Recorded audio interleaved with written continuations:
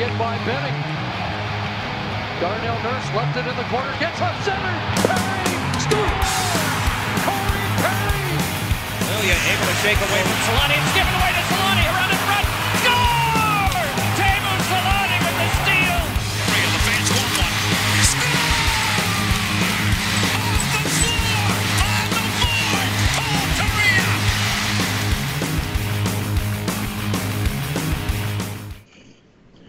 So I think the people demand an explanation. For what? Well, so here's the thing.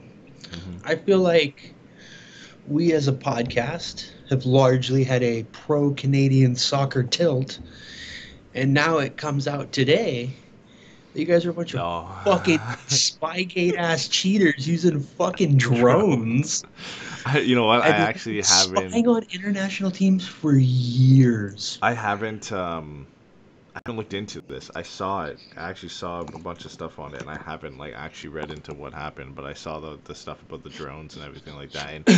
And was it the men and women's team? Because I know the women's.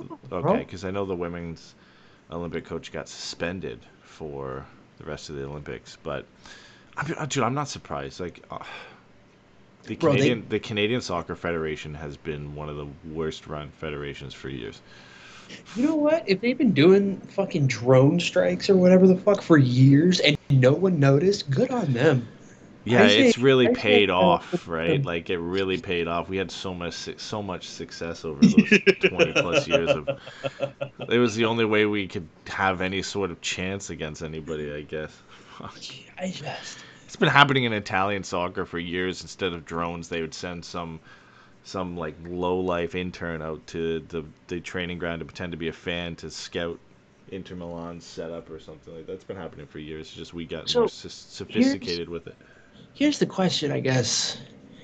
Is Jonathan Davies, that's the left back, right? Jonathan Davies? Because you guys have Alphonso Davies. Alphonso Davies. And then you also have Jonathan David. Yeah. Okay. Is Alphonso Davies secretly ecstatic about this? Because there's no way this doesn't come with some kind of international ban. Yeah, banned from the next Copa America or CONCACAF tournament. It's got to be several years of an inability to qualify for major international tournaments. Yeah, I mean... And if you're Alphonso Davies, are you thank fucking God, dude, I don't need any of this shit. The last thing I need to do in my summer is go get my ass kicked by fucking Panama or whatever the fuck. I think Alphonso Davies comes out ahead here. Yeah, what really sucks about it is it has nothing to do with this generation of players. And for Canada, this is the golden generation coming through. And if they do get banned from tournaments, which I think if it's all proven to be true, then they probably deserve to be. It sucks for the players though. Mm-hmm. It really does, because again, we talked about this during Euros of teams like Croatia and Belgium and their golden generation and not being able to win anything. Now obviously Canada's not going to go out and win a World Cup, but finish top four in Copa America and to continue to get better and better. And then if you're to get banned from the World Cup and from Copa America and from CONCACAF tournaments, it sets you back not only with the guys you have now, but that pipeline of bringing in young players, there's nowhere for them to go. Bro, so, if you're 15, you are going on fucking... If you're a 15-year-old Canadian with dreams of high-level soccer right now, you are all over Ancestry.com. Where is somebody from? Yeah. I need a new national team. No, exactly, and that's the problem. I mean, that was a problem we faced for a while. Players would choose other nations over Canada. Wasn't big names, but our big name for a long time. He used to play for QPR. Remember Junior Hoylett? Remember him? Yeah. I know. Yeah. Mm-hmm. He chose England over Canada. I think eventually he played for Canada because he didn't make enough caps for England because he wasn't that good of a player. But we had the problem of players choosing whatever second nation they could choose and not choose. Fikao Tomori was born in Alberta. Doesn't feature for England. Plays for AC Milan. Doesn't feature for England. For some reason Southgate doesn't pick him. He could play for Canada, but he doesn't. Because he can't. He grew up in England, which I get, but imagine, being able to bring those players over and then you can't you can't attract anybody over, right? So the U.S. is having the same thing. You guys are having the same thing where you're now finally attracting those dual nation players over that aren't going to get Don't time tell for- Abby Wambach. She'll be pissed. Yeah, Don't your tell Abby Wambach. your women's U.S. team steals enough players from us, so. Who was it? LaRue or whatever? LaRue, yeah. I think there was a couple, but LaRue was the first one that like caused a lot of stir. And I don't even. I Think remember that was like a whole thing. People were like really salty about it. And I was like, word, like, why are you upset? You always know the people that are upset about that don't never in their life have watched like hockey in international hockey, and the players, like the amount of dual citizen U.S. Canadian players who pick one or the other side, like we've seen that for years, so it's not really like anything majorly surprising. Like fucking Brad Lambert, born in Saskatchewan, is playing for Finland because he grew up there and his parents are Finnish. Like, yeah, yeah. We've seen it for years, so it's not exactly surprising for us. Sorry, I wanted to make sure that I had the Twitter replies because there's a question. We got a good question, and then I saw it. I just a tweet that was very funny. It made me laugh. Of someone doing like nasal chiropractic, which is just That's a thing. I have no idea how else to explain what I just saw. But it was like they put like a hot towel on this woman's face, and then he was kind of just like, and then, like doing something to her face. I don't know. But then the video was it cut to someone using like the small kind of pinchy face filter. Yeah. It just had like all these weird lines. Like, so good, dude. It's just good shit. You know what's the most disappointing thing about recording this show is we expected to have way more Ducks news to talk about than this. Wow. Okay. So I'm sorry to everybody out there. Apparently, the official stance of the Forever Mighty podcast is Robby Fabbri can get fucked. Apparently, we don't like him on this side of the Ducks discourse. Not big enough. Yeah, the thing is, like, it's been 3 weeks since our last episode, and we were like, okay, we'll regroup, and there'll be something. He's gonna do something. There's a lot of big names out there, a lot of trade rumors going out there. He's gonna have to do something. He didn't swing in on free agency, but we were fine with it because something's gonna happen, and we're getting in the scary hours now of getting into August, and we haven't done anything since the Dumoulin signing. Like you said, we are not signing trade, but we traded for Robby Fabbri, and then we just re-signed the 2 RFAs that we had left in LaCombe and Nesterenko, and that was it. So I guess Dumoulin is our right shot top 4 defenseman who's a lefty, and Robby Fabbri is our top 6 right shot forward who's actually a lefty. So and God, I'm not.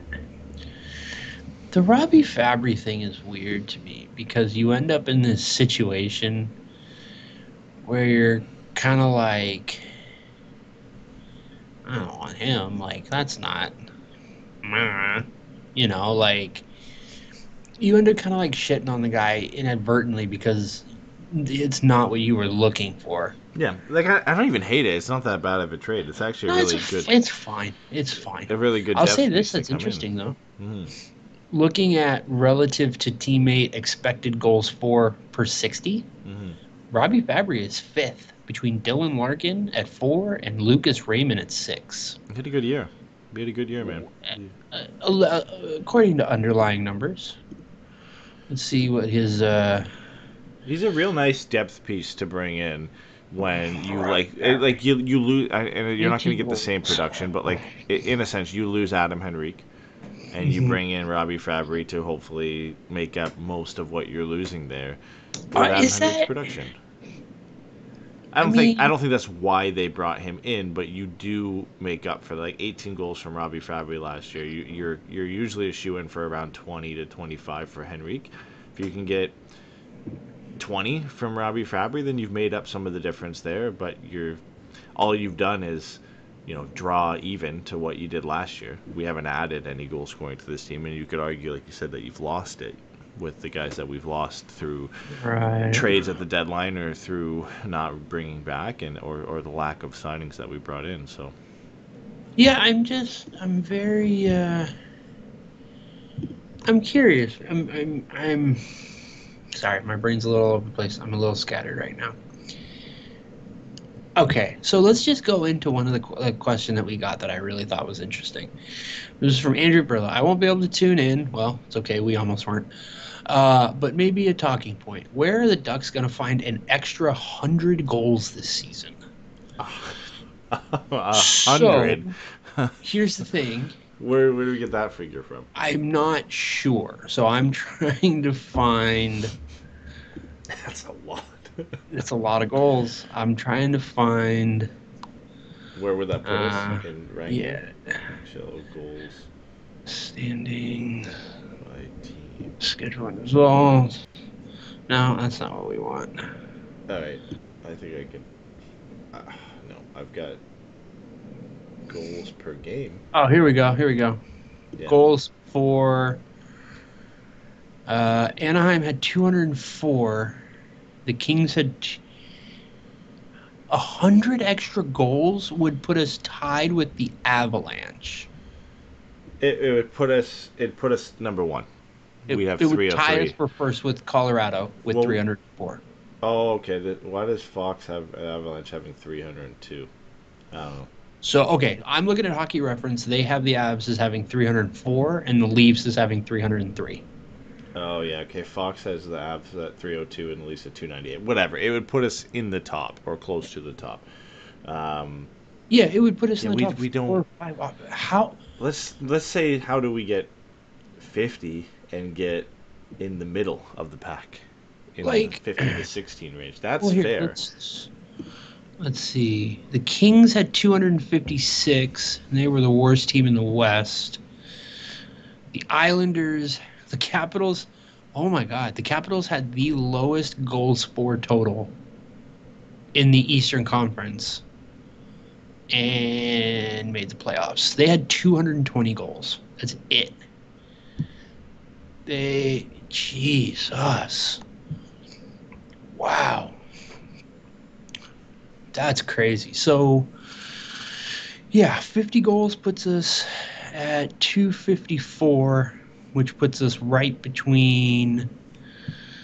it puts us middle of the pack, like 15, 16, 17 range. Pittsburgh and Ottawa had 255 each. Coyotes, Utah, and the Kings had 256 each. The Flames had 250. Penguins and Flames are around there too, yeah.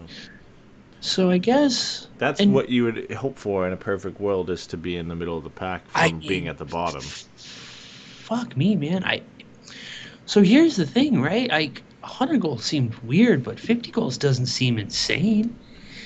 Because if you figure you get... Well, so who did we lose from last year's roster? We lost Adam Henrique. Adam Henrique, which is 18 goals. Yeah.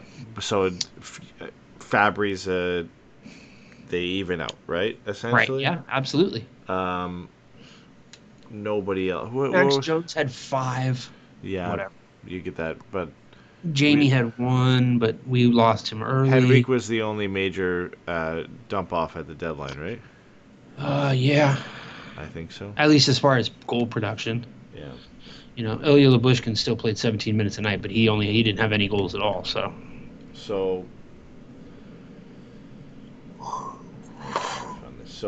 then, no significant additions. You're then just hoping for. I guess the only addition is Carter Gauthier, right? That's the addition to this team. You hope that Leo Carlsson in a full season, because he had 12 and 55, he can get 25 maybe, 20-25, so you get some there. Trevor Zegras a full year, so instead of getting 6, maybe he can get close to 20. So there's... Here's the thing that's interesting to me. There's potential. Frank Petrano had 37 goals. Yeah. I don't think I would expect him to hit 37 again. No. If he hits 30, that's great. But That's right. That's what I was going to say. If he finishes between 25 and 30, he has done his job. But Troy Terry should get more than 20. So Troy I feel Terry like is the question, right? Troy Terry should get closer to 30.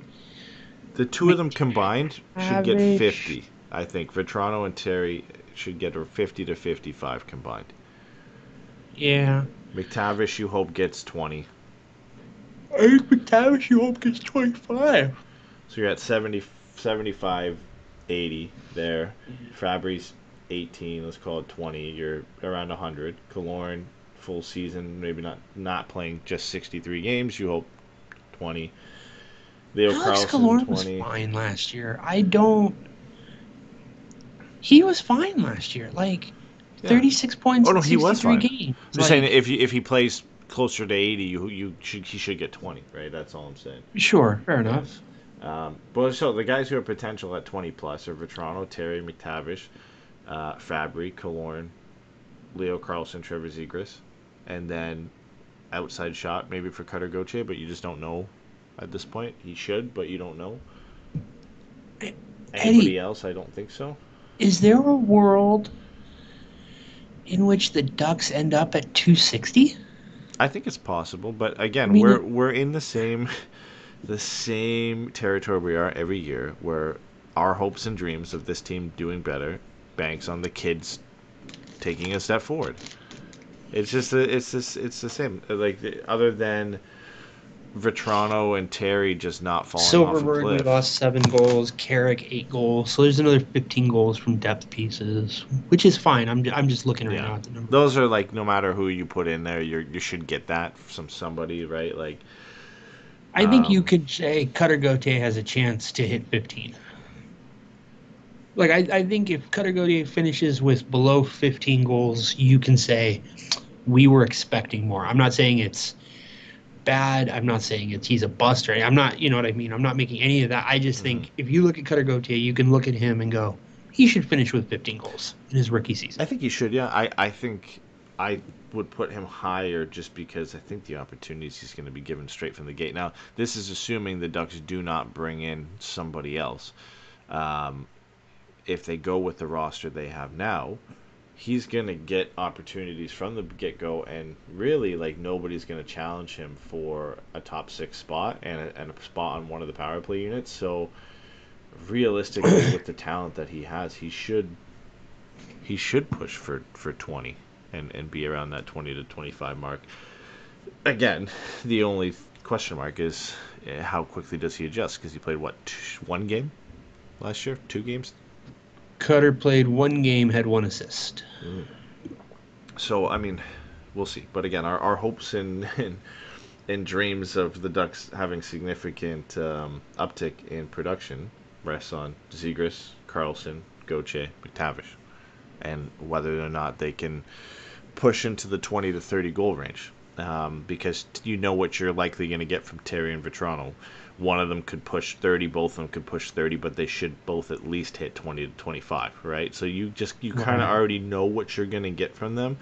But I think we could sit here and say there's a world where Trevor Zegras hits 15, but there's also a world where he hits 30. Like it's possible. The same I think could be said for McTavish, and then Leo and Gauthier are a little bit wild cards in terms of what they're going to do. Obviously, Gauthier in his rookie season and Carlson in his sophomore season, but there's, again, the talent's there for them to produce, so it's big question marks on whether they can do it, and then the rest of them are just depth pieces. Like Ryan Strome should hit around 10 to 15, Robby Fabbri, you hope for 15 to 20, and then whatever you can manage from, Isaac Lindstrom, Brett Leeson, whoever else, if it's Harkins or somebody from Regenda or whoever, you're going to get 5, 6, 7 here or there. 10 if you're lucky, or like 11 from Leeson last year, right? So it's just it depends at that top end of the pool and what the kids can do next year. That's why everybody's screaming for a Line, or we talked about like a Dylan Genther or whoever you can go in and get a goal scorer. If it's not going to cost you a Terry or a Vetrano or something where you see goals going out the other way. Well, Here's the thing I think is interesting along the lines of trying to add goals is, did you hear the latest update on Line A from Portsline? No, I have not. Basically said Waddell is looking for picks and prospects. We should be all over that. I mean,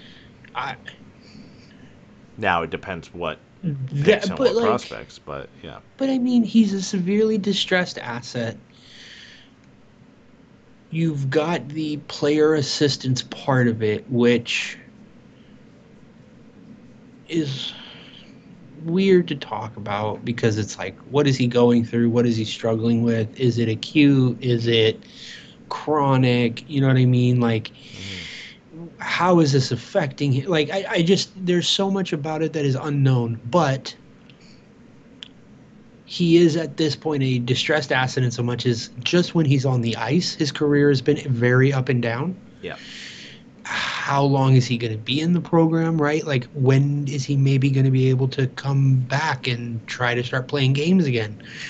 How long is it going to take him to get settled into a new place? How long is it going to take him to get his feet under him with the new system and a new coach and new teammates and all that kind of stuff? Like, I don't think there's a world in which he's worth a first now. Probably I think not, you can justify it based on his skill set, and if you're Waddell, I don't think it's unfair to say I want a first for what is on his day one of the 10 best goal scorers in the league. At least not a first from a team like Anaheim, where that's going to be a no. top sure, pick. if you want to say a 25 post, right? That's fair. But, you know, again, on his day, like, he's one of the 5 to 10 best goal scorers in the league. Like, I don't think you can, you know, really argue that too much. So, like, you know, is it a second and a Gaucher and a conditional pick where if he plays 50 games, if he hits 30 goals, like, you get something else? Like, that is, I think, an opportunity for Anaheim to get really aggressive. And this is kind of the first time in a minute where a rumor has come out that I felt strengthened Anaheim's hand. Yeah. Or reporting comes out, however you want to look at it, right? Because it feels like anytime we're like talking about players, like, obviously it's a 1 in a million chance that your team even picks up the phone or that they even get down the road and start talking trades and stuff like that. But, like, high-end goal scorer with potential and question marks available for picks and prospects. And it's exactly man, what are we doing? Like, the profile that Verbeek openly and publicly admitted that he's looking for in a top 6 right winger who can score goals. So there's not many of them out there, and again, there's not many of them out there that aren't going to cost you another roster player yourself. Like, case in point, Mitch Marner. You're giving up a roster player to get him because the Leafs aren't in a position to take picks and prospects, right? So we talked about nothing rumored, but we like Dylan Guenther and what a trade would be like to somehow get him out of Utah. Yeah. And we talked about Troy Terry being a piece like that. So again, like, these are the types of players out there that you don't really get without having to give up something that's already on your roster, a significant piece. So if Line A is available for picks and prospects, it's exactly the type of deal that the Ducks should be going for right now, because they don't have to give up a young player on their roster to do it. They have a significantly deep prospect pool that they can dig into and give pieces from, and they have a lot of draft picks, and at the point now where they've made a lot of their picks, that they don't need to hold on to a lot of these picks if they can bring in an established player to help them out. Now that's kind of at the stage in this rebuild that we're at, where we've made the big picks. We've got Leo Carlson, we've got Mason McTavish, we've got Beckett Seneca, we've got, you know, a lot of these. Cutter Gauthier was one of the trades that we've got a lot of high profile players stepping into the lineup or about to step into the lineup that you don't need maybe a second round pick next year if you can deal it and a prospect and something else to get Patrick Laine in to help the team now, right? So it'll be interesting, man. It's getting late. I'm not gonna sit here and pretend I'm not a little bit worried that nothing is gonna happen, but it's a situation that has to get resolved at some point. And there's a few of those types of situations out there where we're still waiting. Signed the extension that's today, one that's been resolved. It sounds like Martin Necas is going to stay on a short 2-year bridge deal. Is the last rumor I heard about that. Yeah. Mitch Marner, Craig Berube just came out and was like, we want Mitch here. Yeah. Mitch has the NMC. It's just the Mitch Marner one is such a tough deal to make happen because the Leafs aren't going to, there's no way in hell they're going to come out. They're going to try and not come out looking like losers from that deal. It's impossible because we've talked about it before. Anytime you're moving the player, whatever you get in return is not going to, you're not going to look like the winger until further down the road. The last time the best player in a trade went the other direction, and I at least felt comfortable with the trade that went back, was the Tkachuk trade, which has been a disaster. Yeah, Huberdeau looks nothing. Like, you were at least like, hey, you know what? They got Weegar, they got Huberdeau, they got a first-round pick. Like, there's something here. This is good. This is as good a trade as you're going to get, trading away a legitimate MVP candidate. And it's a fucking disaster, that trade. Yeah. Now, is that trade a disaster because of the extension? Sure, that's a reasonable point to make. But again, the dude who made the trade and gave out the extension works for the Toronto now. Yeah. So, how much is that on him? How much is that on anything Shanahan lets him do? Like, yeah, it's just a tough one to pull off because the Leafs have some urgency in the sense that he's not like he's an unrestricted free agent at the end of next season. So they have to try and get something done, whether it's moving him or working on an extension.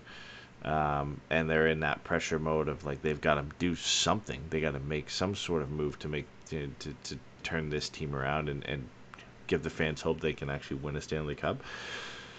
So I don't know, man. It's an interesting one. I think Patrick Laine is really the one hope unless something comes out of nowhere. Because like you said, Necas seems like it's not going to happen at this point, and I can't imagine the Ducks swinging the assets it would take to bring in Mitch Marner. So Laine has always been kind of the one that just seems like, one, it's the best fit player-wise, and two, it would be the easiest deal to pull off with a team like Columbus who's not looking to compete right now. It's one you could maybe not have to give up something significant from your roster currently to get it done.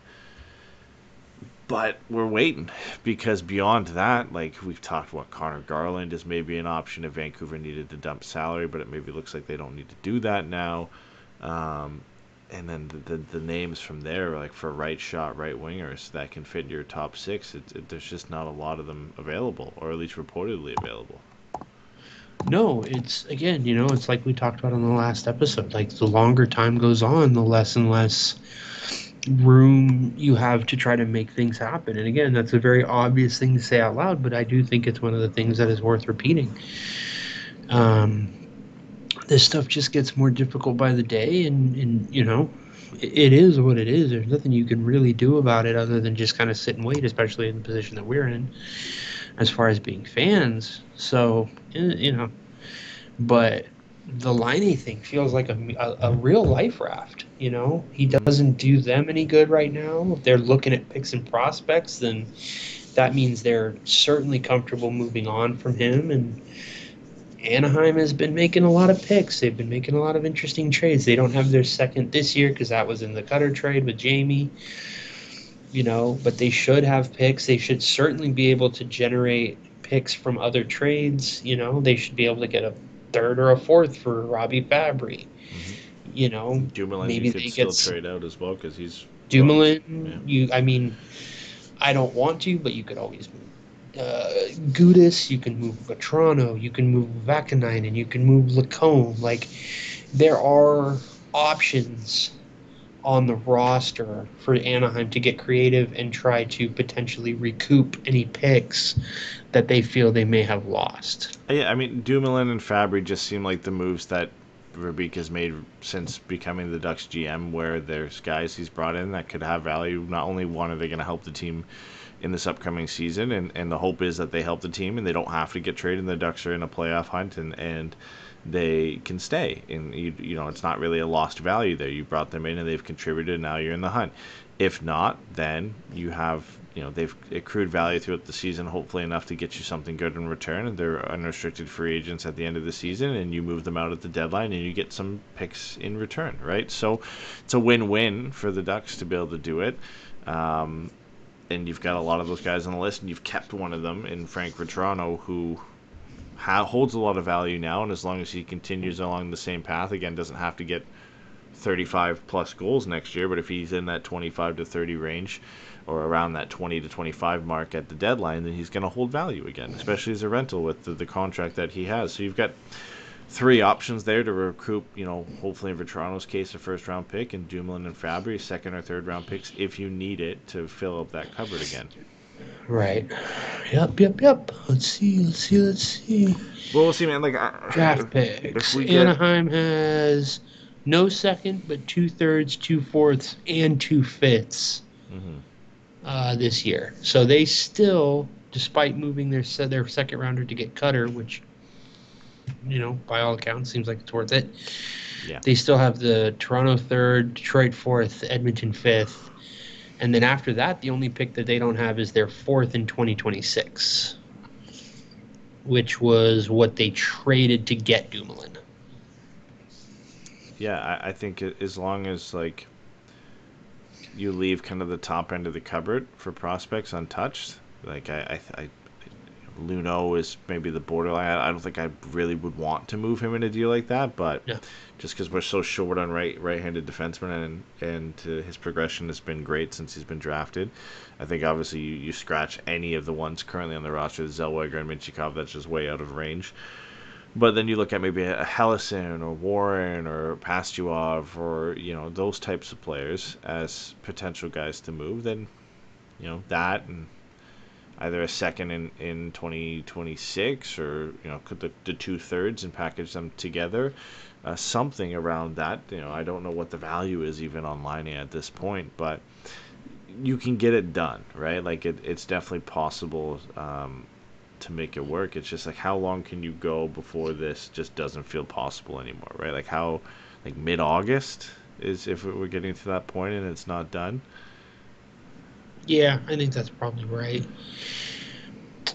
What if you had to pick, and I'm not saying if costs were even, because they wouldn't be, but if you had to pick between adding Rutger McGroarty, and let's say both of them end up being a pick in prospects, maybe McGroarty you lose Strome or Vetrano, but beyond that it's picks and prospects, right?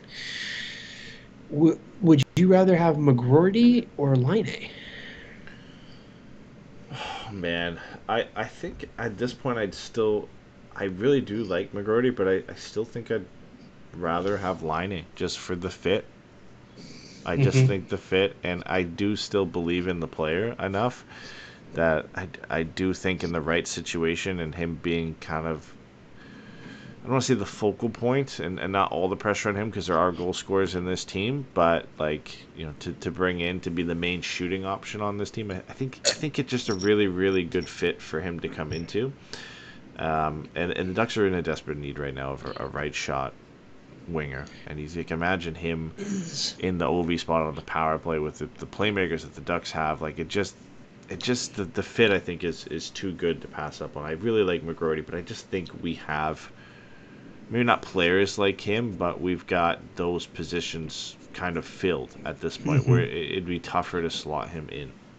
Yeah, I think the idea of having Zegras, Leo, Laine, Cutter, McTavish, Terry as your top 6 is fucking terrifying. And then you go Vetrano, Strome, Killorn as your third line, and now Isaac Lundestrom is your fourth line center, and you've got him with Colangelo and Fabbri. Oh yeah. Or Leeson. Yeah, Leeson had 11 goals last year. I don't, It you've looks also got a hell of a Magenda, lot better. You've got McGinn, you've got... Yeah. There's a lot. I think you get, first, God damn it. Adding a top 6 right shot forward is obviously good for every team. There's not a single team that doesn't benefit from adding a top 6 right shot forward. But you see on Anaheim how beneficial that player can be once you walk out, the impact it has farther down the lineup. Yeah. And I think that for me, that's the part of like a Laine trade that is so exciting, is you can see exactly what he brings, where he fits. You can look at who you play him with. You know, Carlson's a good playmaker. Zegras is a great playmaker. You know, you play him with those two, and now all of a sudden you've got a second line of 3 smart, fast, strong players who all do something a little bit differently. And you've also given Terry 2 triggermen. Troy Terry 2 triggermen and McTavish and Cutter. And, you know, it's something that we've talked about for a while, but like I really do think that Troy Terry is far more of a 50-50 player than a goal scorers player. You know, and if you put him in a position to where not only is he maybe able to create space for himself by having these 2 other players, you put him on a path to get 30 and 40, right? Now you're talking about Troy Terry maybe being a 70-point player again because you're giving him room. You're forcing teams to make hard decisions. Are you going to match up against Leo Carlsson and Trevor Zegras? Like, you know what I mean? Like, yeah. The trickle down of it all is just so apparent that I do think I'm with you. And as much as it would be nice to add a physical forward like McGroarty, I do think between him being a left shot and his style of play, I do think Laine is a better fit. It just, yeah, and there's no guarantee McGroarty plays in Anaheim next year, right? Like, you've got the left side being Zegras, Killorn, or Vetrano, depending who you play there, and Cutter Gauthier. McGroarty played in college last year. So even if he comes and I don't know if he's signed his ELC, but even if he has or he does, he's probably playing in the AHL next year. So it really doesn't do anything for the Ducks this year. And then when he does come into lineup, whether he plays wing or center, if he plays center, he's competing with McTavish and Carlsson and maybe Zegras. If he's playing left wing, he's competing with Zegras. He's competing with Gauthier. He's competing with Killorn or Vetrano, right? So the path just isn't there as easy as it is on the right wing at this point. If it, like, what would it take? That's the question. Like, I have no idea, right? Like, personally, I'd say, like, maybe a Jackson LaCombe. Maybe you have LaCombe, Pastujov in a third. Like, is for that who? For Laine? For Laine, is that from Columbus? Like, you have to ask somebody from the Columbus side whether they think that's fair or not. For me, the name value of Laine holds a lot more than the everything else behind it right now. His production, lack of production lately, the some of the issues that he's going through right now. Does that nullify the value a little bit, right? So it's it's so up in the air because I think Luneau is the only prospects, and obviously the ones we just drafted I wouldn't include, but I would include Pastujov. I'd include Noah Warren. I'd include Drew Hellison, Jackson LaCombe, Colangelo, Mitovich, reluctantly Nathan Gauthier if it came down to it. Like, I'd include Calle Klang if they wanted a goaltender. Like, if all of those guys I'd be willing to give up in a trade for Laine, just beyond the ones who are currently on the roster, the ones who just got drafted, and Tristan Luneau. Yeah, I mean, you've got Ian Moore's signing rights. You've got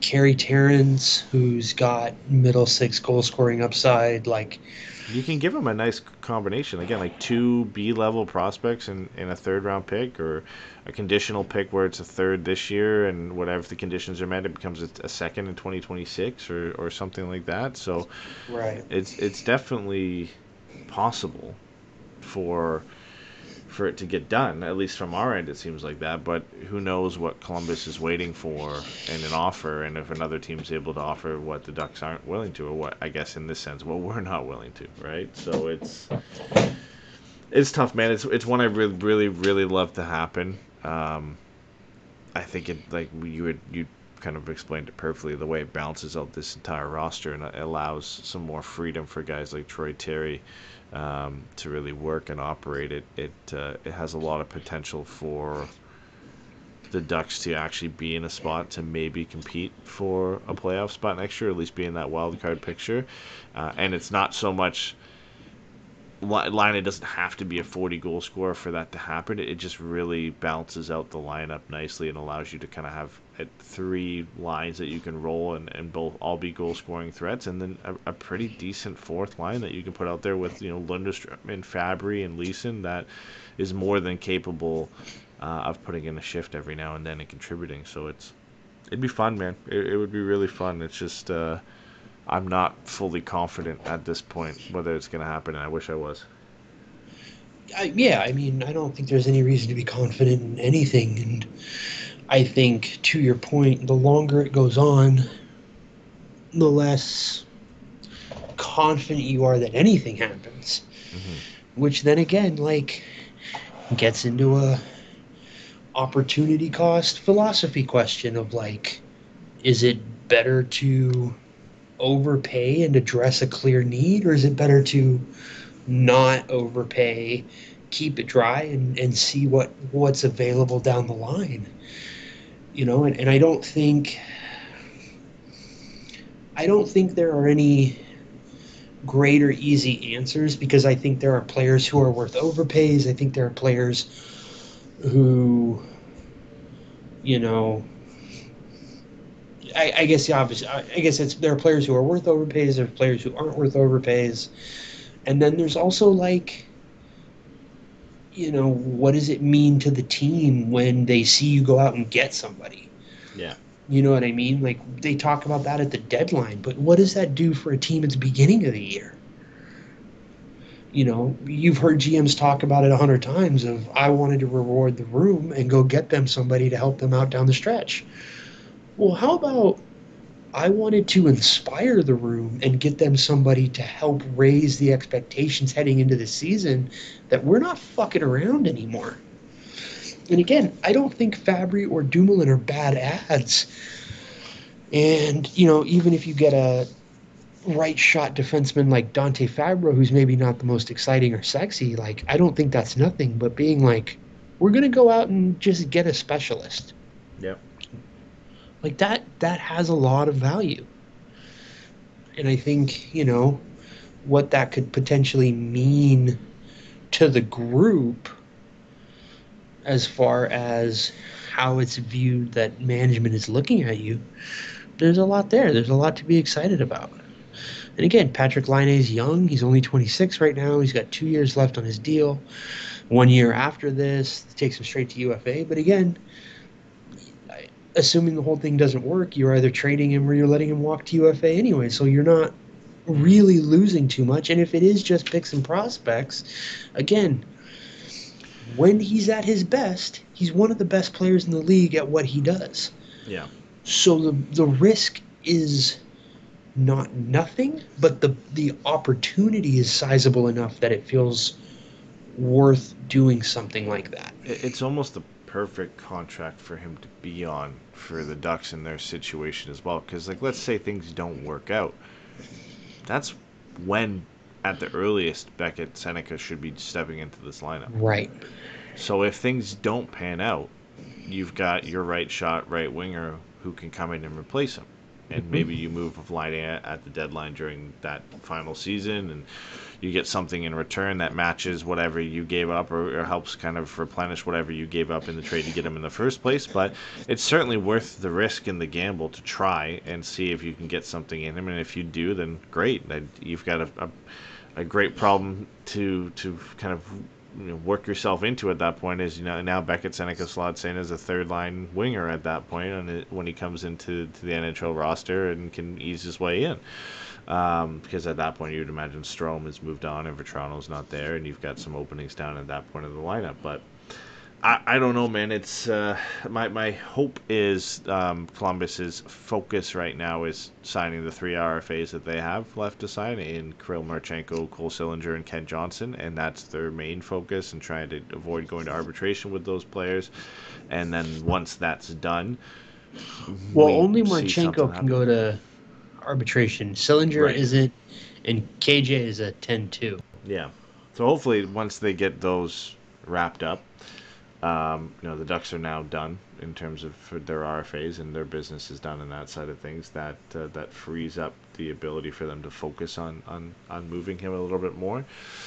But it's a lot of moving parts. Obviously, I don't know the details because Cap Wages isn't as updated as Cap Friendly was at this point to look into the details of Laine's modified no trade clause. But I'm not sure what the details are of his situation with his contract. I don't know if it's a list or whatever that he has to submit. So you have to think of that as a factor. Whether or not the Ducks want to take on the full 8.7, I think is a factor Yeah, just as well. yes. So. The answer is yes. Just stop. You got $21 million in So, cap yeah, space. they Stop should. fucking around. Just They take the fucking money. should, but I think it's definitely. You're probably going to move out $7 million at the deadline between Dumoulin and Fabbri anyways. Yeah. Shit, you can send Fabbri to them. Like, Well, yeah. it's and not... The telling part, I think, all that, where I don't think the cap matters, is the one deal that was reported that would have gone through but got nixed was the Torey Krug deal from St. Louis. What? Okay. What does that deal even look like, Ed? This is the Them thing about paying that us I to can't... take him, I would imagine. Is that what it is?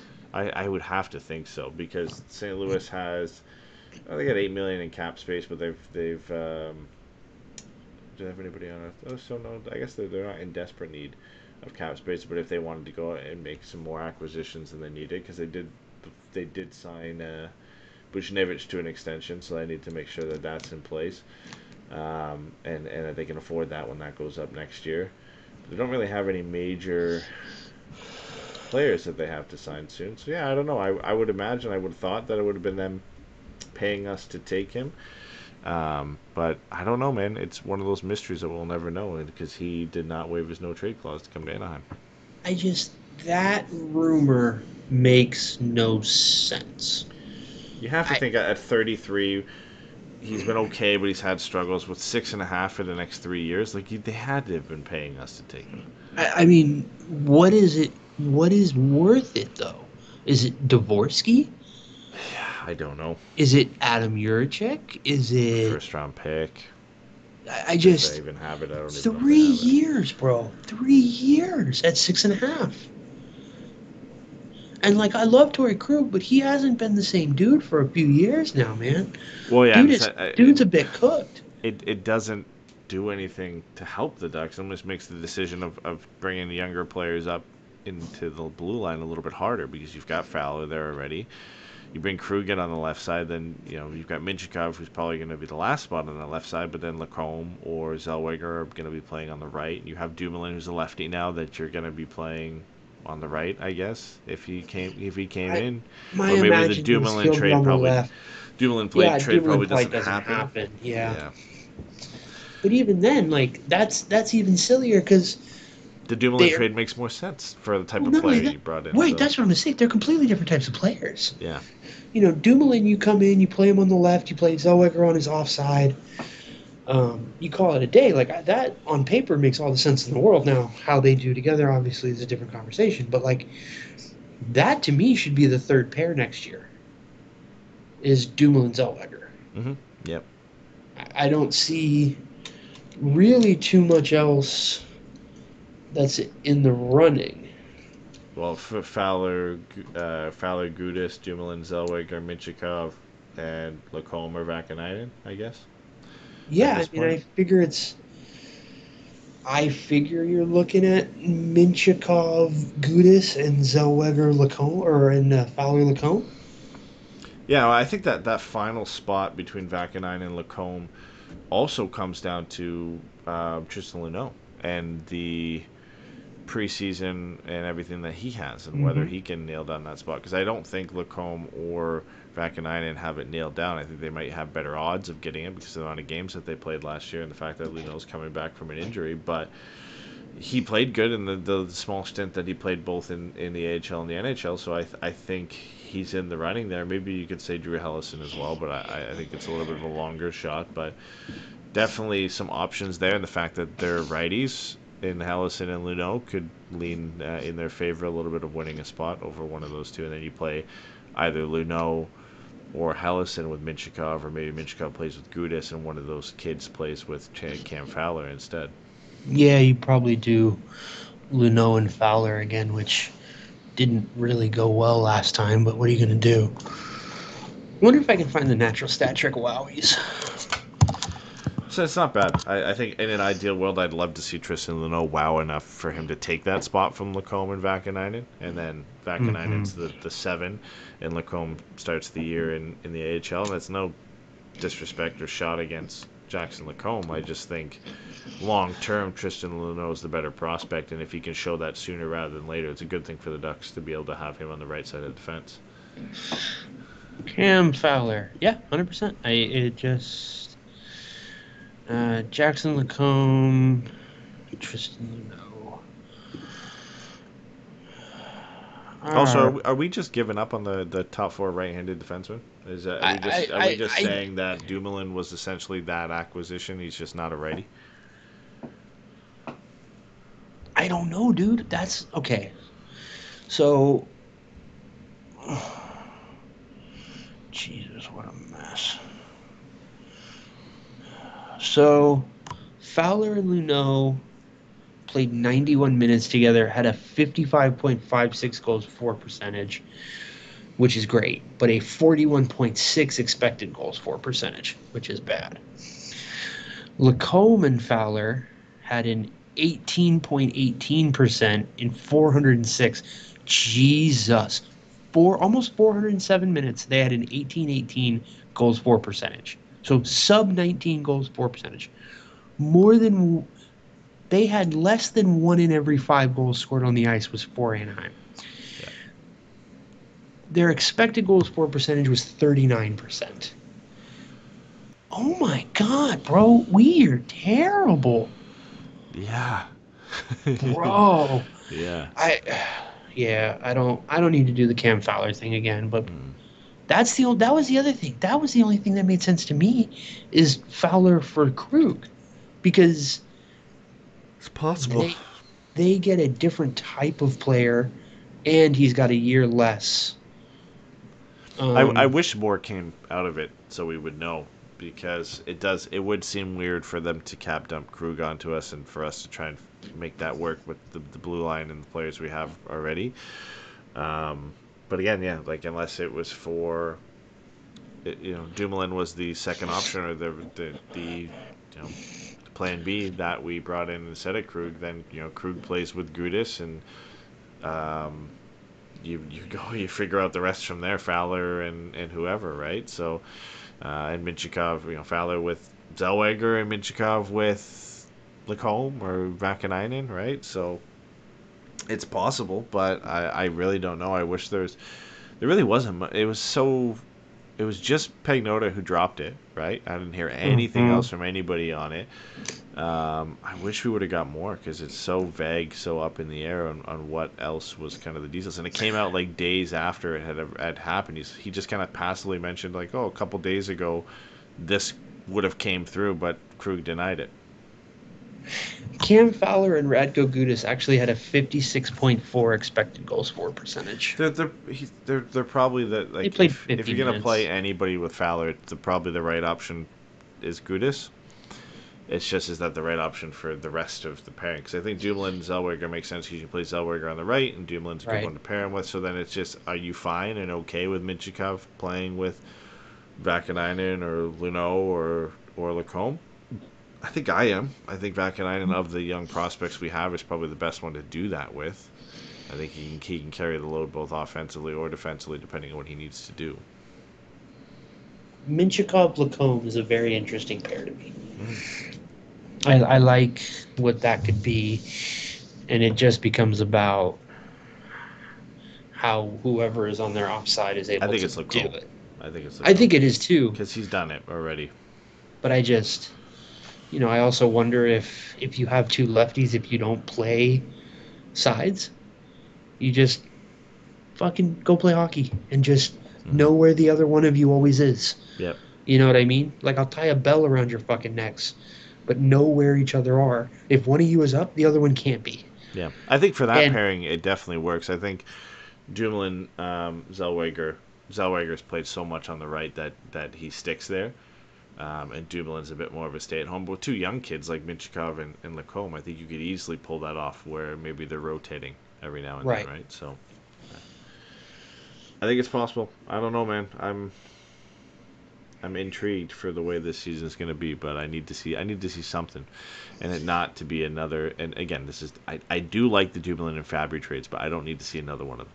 I need to see something that moves the needle a little bit, and at this point, I'm hoping it's up front because I'm comfortable with the defense we have. I would love to have added a top four right shot defenseman. I just don't think, we've like Nick Perbix. I don't hate it, but I don't think that's a Dumoulin Fabbri addition, right? Like it's nothing That's major. exactly It doesn't move the needle. So at this point, I don't think you're gonna find that out there with what's available for right shot defensemen.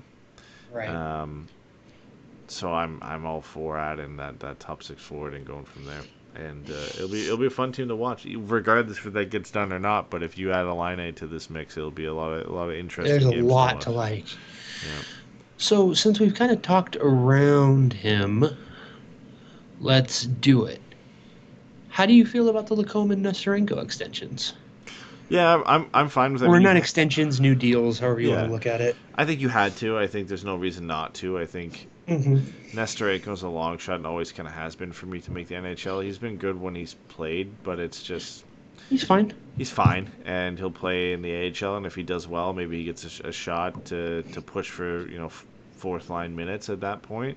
But yeah, it's fine. You have to bring him back because there's still some potential there, and there's no point in letting him go. And I think with LaCombe, again, he played well, and he has a chance to actually play on the NHL roster this year, and you got it for a bridge deal in a sense, right? Like under $1 million for 2 years, just kind of show me what you got.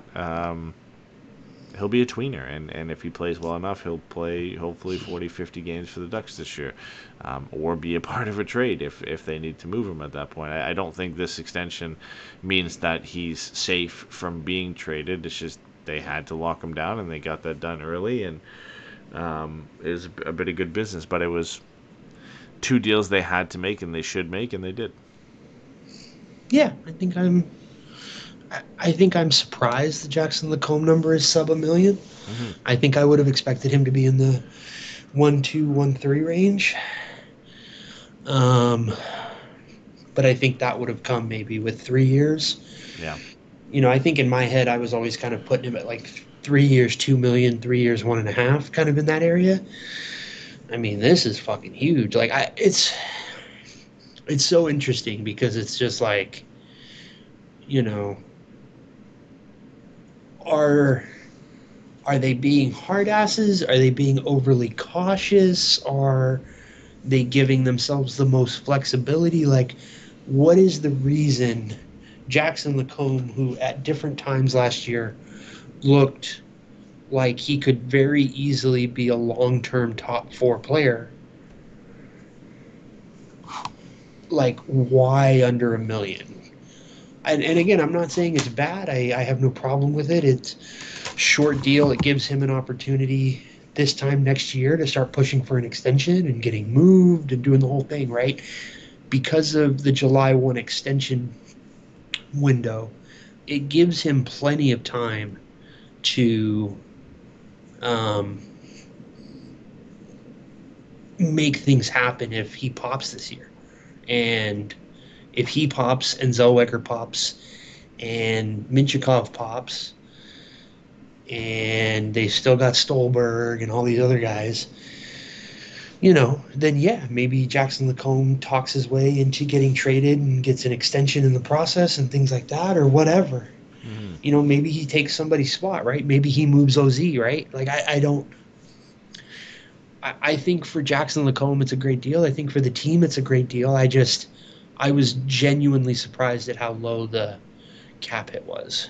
Yeah, I was expecting like around the 1.1, 1.2 range, but kudos to the Ducks, I guess, for getting a little bit less. It's not like they're hurting for cap space, so it's Right. not a major difference, but I'm glad they got this business done early, but it just now highlights the fact that there is nothing left for them to do unless it's making a move at this point, right? Like, there's absolutely nothing else we will hear come from them unless it's a trade. So it does kind of highlight the fact that this is all Pat Verbeek has to do for the next 30 days is to try and make something happen or do absolutely nothing. There's no in between there. So I don't know, man. I mean, we've seen some movement. I do want to talk about. I don't know if you have anything Ducks related. That was kind of all we had. I don't want to move on before we do cover all the bases. So I don't know if you had anything else you wanted to kind of hit on. No, I have a game, but we can do that later. Unless you want to do it now. But you want to get into QB, right? Yeah, I want to talk Byfield because Let's do Byfield. I love the signing for the Kings, and I hate to admit it because I don't want the Kings to do well, but locking Byfield down, what is it, for 5 years? That's 6.25? 5 years, yeah. I thought it was 6.75, but I think you're right. I think it's 6.25. It just looks so amazing after 6.25, yeah, for 5 years. After Montreal locked Slavkovsky down to 7 or 8 years at 7.6. Yep. Just unbelievable. And then Lafreniere is still, he's got one more year left at 2.325. Yeah, I love it, man. I think I still stand by the fact that Byfield is going to be the best player from this draft. And right now he's really, just competing with Tim Stützle and Lucas Raymond. Seth Jarvis maybe as well, Anton Lundell. But it'll be Tim Stützle, I think, is the one he'll compete with for that. I think he's going to have a big year next year, and it's a good deal for the Kings and a good deal for the player, right? Like, Kings lock him down for 5 years at a good cap rate, and then when he's 26, if he really explodes, this guy's going to get paid 11, 12 million on a long-term deal, or an 8-year deal. It'll take him till he's 34 at that point, if things go well. So it's one of those rare deals that you look at and it works for both the player and the team. Unlike the Slavkovsky deal, which does not make any sense for the Canadians to be making at this point. The Slavkovsky deal, I've talked to Montreal people about this, and they've all said the same thing, and I understand the logic, but I don't like it, which is, if Slavkovsky doesn't hit, they're fucked anyways. Yeah, I don't like that logic. No, they've all tricked themselves into, and sorry, Slavkovsky is not from the same draft, but regardless, I think they convinced themselves he has to pan out, and then so they've just made themselves. Look, if your first overall pick doesn't work out, it's very hard to recover from that. I'm not arguing that point, but the thing for me is, if he doesn't work out, you've made him unmovable, which means that you do already have Nick Suzuki and Cole Caulfield who look really good. Caden Gooley looks like he's going to be really good. You've got Jack Guy who can be a good depth piece. You've got Kirby Dack. You've got Alexander Newhook. Like, they've got interesting pieces here. The idea that, if this winger who, we took first overall isn't great, we're fucked anyways, so we might as well give him a bunch of money. I don't understand that. It doesn't make any sense to me, and it's, to me, I think I said this to you when the Byfield deal got dropped. It feels like they should have each other's deals. Yeah, no, if you give Slavkovsky Byfield's deal, I understand it. I still think, and again, production-wise, they're fairly close to the same, so it's maybe just more so my bias in thinking Byfield's a better player than Slavkovsky. He did have a pretty decent year, but Slavkovsky at 5 by 6.25, I'm totally fine with, as a gamble, but there's, you're not giving him the extra 2-3 years that you could give him to help yourself out a little bit down the road if it doesn't pan out, so I'm fine with it. But the extra 2 years and the extra $1.5 million on top of it, like it just doesn't feel right for what he's done so far. Like the 20 goals, 50 points in 82 games is great, but he had 10 points and 4 goals in 39 before that. Like we don't know what this guy is yet, and I'm fine taking a risk and gambling on a player, but to give him the over 7.5 and the full 8 years that you can give him, like that's. Just felt like a little bit much, right? Like it just felt like a tad bit much for what he's done. You're not juggling both what he's done and what he could be. They dumped all their eggs into the basket of what he could be, and hoping that it pans out for them. And I never like seeing that. Holding out what he's done, which is one good season. Yeah. And like again, this for me comes back to. I don't like the way we talk about bridge deals. I just, I don't think, like I was thinking about this earlier. I don't think we should be trying to rip off players. I am perfectly fine with GMs trying to rip each other off. Mm-hmm. Like I have no problem with I am going to try to give you as bad a package for as good a piece as I can get as possible. That to me is gamesmanship, right? Because you guys are working in the same confines. You're working with the same power. Like, you know what I mean? Like, you guys are peers. But management trying to rip off labor, which is what the justification is, overtly what the justification is, right? This isn't even me reading into things. This is what everybody says. We're going to rip off this 23-year-old kid so that when he's 28 and he's, potentially one of the 15 best players in the world, we're paying him like a top 75 player instead. Bro, what? What do we do? Like, and we don't need to go down this road all the way again because I always get worked up on this shit and stupid. The Byfield deal to me is perfect.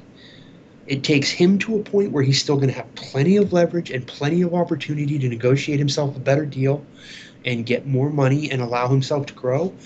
It gives the Kings an opportunity to look at him and be like, look, dude, we believe in you. You're not really a $6 million player yet, but we think you're going to be, as soon as next season, we think you can be a legitimate top 2 center with 60 to 70 point upside and defensive ability.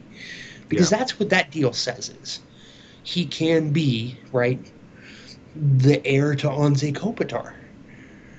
And if he is, then one, the deal he's on now is awesome for him and for the team. And he's going to have the opportunity to make a bunch of money later down the line, and he's not going to get screwed. Whereas the Slavkovsky deal, you're just like, he's set for life, and I'm happy for him, right, dude? Get paid, man. Couldn't be happier for you. But for the team perspective, you just said, if it's not these 3 forwards, we're fucked. Yep. And this is a team that every time I talk to a Habs fan, all they're doing is talking about all the bad deals already on the books. Yep. They've got Dvorak. They've got Gallagher. They've got fucking Anderson. Like, why are you potentially creating more bad contracts that you're gonna have to try to get rid of eventually? Does this not make the Trevor Zegras deal look really good at this point? I think it does. 2 years left at what, 5.75, 5.75, and he had a better year than both Byfield and Slavkovsky before he got that contract. Production-wise, yeah, I think. I do think Byfield's defense is very, very good. Yes, yeah, for sure. I don't think it's debatable 100%, but he had either equal to or close to the same type of season as both of them, and then the Ducks handed him the 3 by 5.75. Had a really good season after that, close to the same production. Defensively, again, same issues, whatever. Just again, a 65-point season, 23-goal season is not bad by any means. Not at all. And then he has the year that he did last year, and a lot of it's due to injuries and whatever. But now he's got 2 seasons. He's had 2 good seasons, a bad season. He's now got this year and next year to prove that the bad season was a fluke and due to injuries and whatever, and prove that he can get the defensive side of his game going. 2 seasons is enough time to prove that. If it doesn't pan out, the Ducks aren't going to lose him for nothing because he's an RFA. And if he does get traded, it'd be a sign and trade. And from what we've seen, more often than not, you get close to the same value as you would for the player if you were to trade them on a longer-term deal. And it's almost better because then the team gets to negotiate the deal that they want with the player rather than agreeing to whatever the terms that you have in the contract that they're already under. So the Ducks are in a good position on both ways. Obviously, we all hope it pans out and he stays in Anaheim.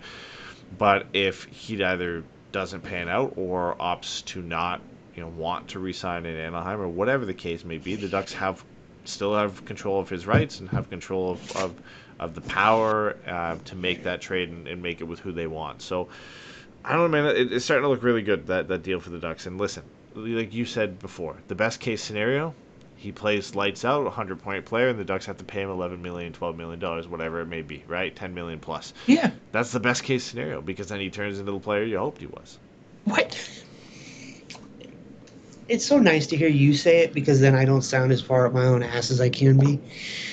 It really is, dude. Like if the worst case scenario here for you is, they're gonna have to pay him so much money.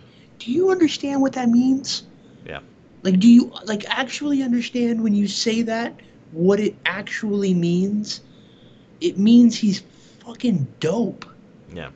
The worst case scenario is he doesn't pan on you have to trade him.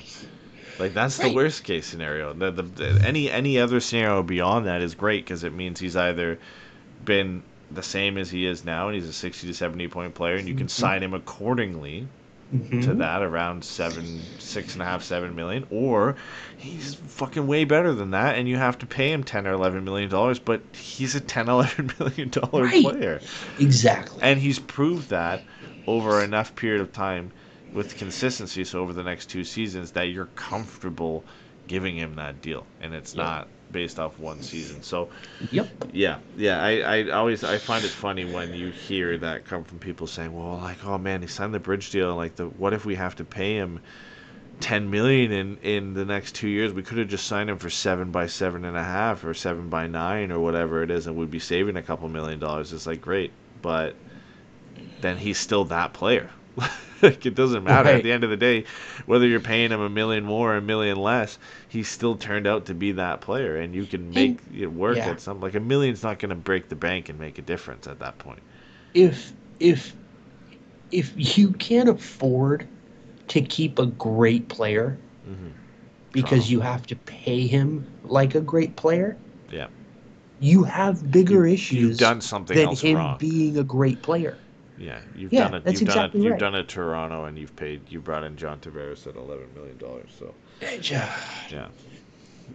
yeah, or I mean, shit. How lucky did fucking Vancouver get that JT Miller turned out to be worth his extension? Yeah, like it looked like when he signed it, it looked like they just fucked themselves out of keeping Quinn and Pettersson. Yeah, the Montreal situation, like with Slafkovsky, if he becomes an 80, 90-point player and he's a $10 million player, great. You saved $2.5 million. You did fucking great. Awesome. You saved a bunch of money. But if he doesn't, you're now locked yourself into a fucking contract for 7 years. Like, that's the problem with these long-term deals and thinking you need to lock these players up to try and save some money down the road. Like, just pay the guy for what he's worth now, or a little bit more than what he's worth for 3 or 4 seasons, 5 max in Byfield's case because he's done both sides of the puck, whatever. Sign him for $5-6 million. Maybe they're worth 3 or 4 now, but you're doing that, paying them a little bit for their potential. And then in 3, 4, 5 years, if you have to pay them $10 million, you fucking won. Like, you won. Yeah, exactly. They turned out to be that player, and don't screw yourself with bad contracts over the next 3 or 4 years that you can't afford them. Exactly right. No, man, I'm totally with you. But yeah, long story short, I do love the Quentin Byfield deal, and I hate that he's on the Kings, but I do think he's going to have an unbelievable season next year. And it really I'm so excited for him, man. Yeah, it really sucks that they're going to go from Kopitar to Byfield, but I mean, when I worked in Sudbury when he played with the Wolves, and he's a great kid for one, but like he is an unbelievable player. Like you described as a unicorn when he was playing, and like a kid that came into the NHL as a lanky, like 6'5" kid. And now he's like 6'5", 225. He's growing into that. He plays a great defensive game. Filled out his frame real well. He's going to, the offense is going to come from him because he's supremely skilled and quick for a kid that size. It's just going to take like one figure it out season, and he's going to, I think, easily be an 80, 90 point player pushing 100. And be one of the better defensive forwards in the league, which is a shame that we have to see that in black and gray for the next. He's got a chance to be in the Selke conversation. Yeah, he's got a chance, and not the same type of player to be like Austin Matthews, where you're putting up insane numbers offensively, but also in that Selke conversation, like with the Barkovs and the Matthews. He's got the potential to be that type of player. And again, man, you just look at Anaheim and you see Leo, and you just go, dude, we might get to do this again for 10 years again, because man, I would love to watch the Kings just burn and fail forever, warm my frozen heart. But man, watching Kopi and Getzlaf go head to head for 10 years, fucking rocked, man. There was nothing better than that. And if we have the opportunity now to get Byfield and Carlson doing that, that's fucking incredible. That's so dope. Well, like you've got, by all means, Adrian Kempe is a physical big player. He likes to kind of play on the edge too. Like you've got him, you've got in the mix, and then you've got Kaliev should still be there as well. Maybe Turcotte makes it eventually too. But you've got like that kind of side of things of their games. Whether then you've got Gauthier, who plays a physical, tough, pesty type game. You've got absolute wild boy Mason McTavish. Yeah, right. And so you've just got like all the makings for it to be a really fun rivalry again for the next decade. Which is like, again, like you said, we'd all love to see the Kings crash and burn, but the next best thing is for both teams to be really good and it to be really fun to watch these guys play again, and for it to be a real rivalry again where both teams are good and competing, because then it's that much sweeter if we beat them, right? So there has never been a game. There's never been games that I looked forward to as much as in the heart of the 2010s when the Ducks and Kings would play. There just was, I never looked forward to games in any sport like I did then. And like, I'm a Clipper fan. I had those fucking Clippers Warriors run where those games were insane. And there were like fucking fights, and it was on Christmas and all this other crazy shit.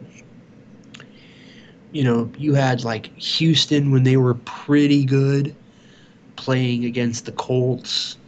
You know what I mean? Like UCLA was interesting for a little while before UCLA pretended that they don't like football anymore. Fucking United Liverpool, United City, United Arsenal. Like, these are games that are fun to watch. They're a blast. I am never as hype as I am and as excited, drive home, ready to watch a fucking game than when Ducks Kings are at their best. That is... you just can't beat it, man. That's so much fun. Just with the way those teams were built and the way they played, and it was the opportunity to get back to that. It was a nasty, exciting game in all facets of it every time they played each other. So Teemu Selanne beat the shit out of Brad Richardson. Yeah, I got to watch that happen. First fight in his career, he was like 40 years old, and he beat up Brad Richardson. Now we get to see Patrick Laine beat the shit out of Phil Deneau. So. Let's make it happen. I love it, man. I love it. Yeah, so yeah, man, the QB thing, I'm very happy for him. Happy for the Kings. All my Sudbury boys from my days there signing contracts because UPL signed his contract with the Sabres too. Pekka So Luukkonen. it's true. So speaking of Sudbury, Mm-hmm. there is a team in Sudbury called the Sudbury Blueberry Bulldogs. Yes, I finally Edward, watched it. please tell the people. Like, I, The dude, I bit no longer was exists. It's I kind of a was sad day. so happy. I like was texting Marissa like, look what he's doing. I was so excited you were watching the show. I binged all 3 seasons of Shoresy in a 3 day period, I think, 3 or 4 day Something period. like that. Dude, you Yeah, ripped through him. yeah. No, it was great, man. It's a throwback for me personally, seeing that arena again. I haven't seen that arena in like 5 years. Um, but it was cool. Like a lot of spots. Like, again, it's all filmed in Sudbury, so all the restaurants they go to there, they exist, and places I've been there, and it was just kind of fun. It was a cool watch, a great show. Regardless, if you should watch it, whether you lived there or anything, but it was just kind of cool to have that little throwback nostalgia and see Hmm.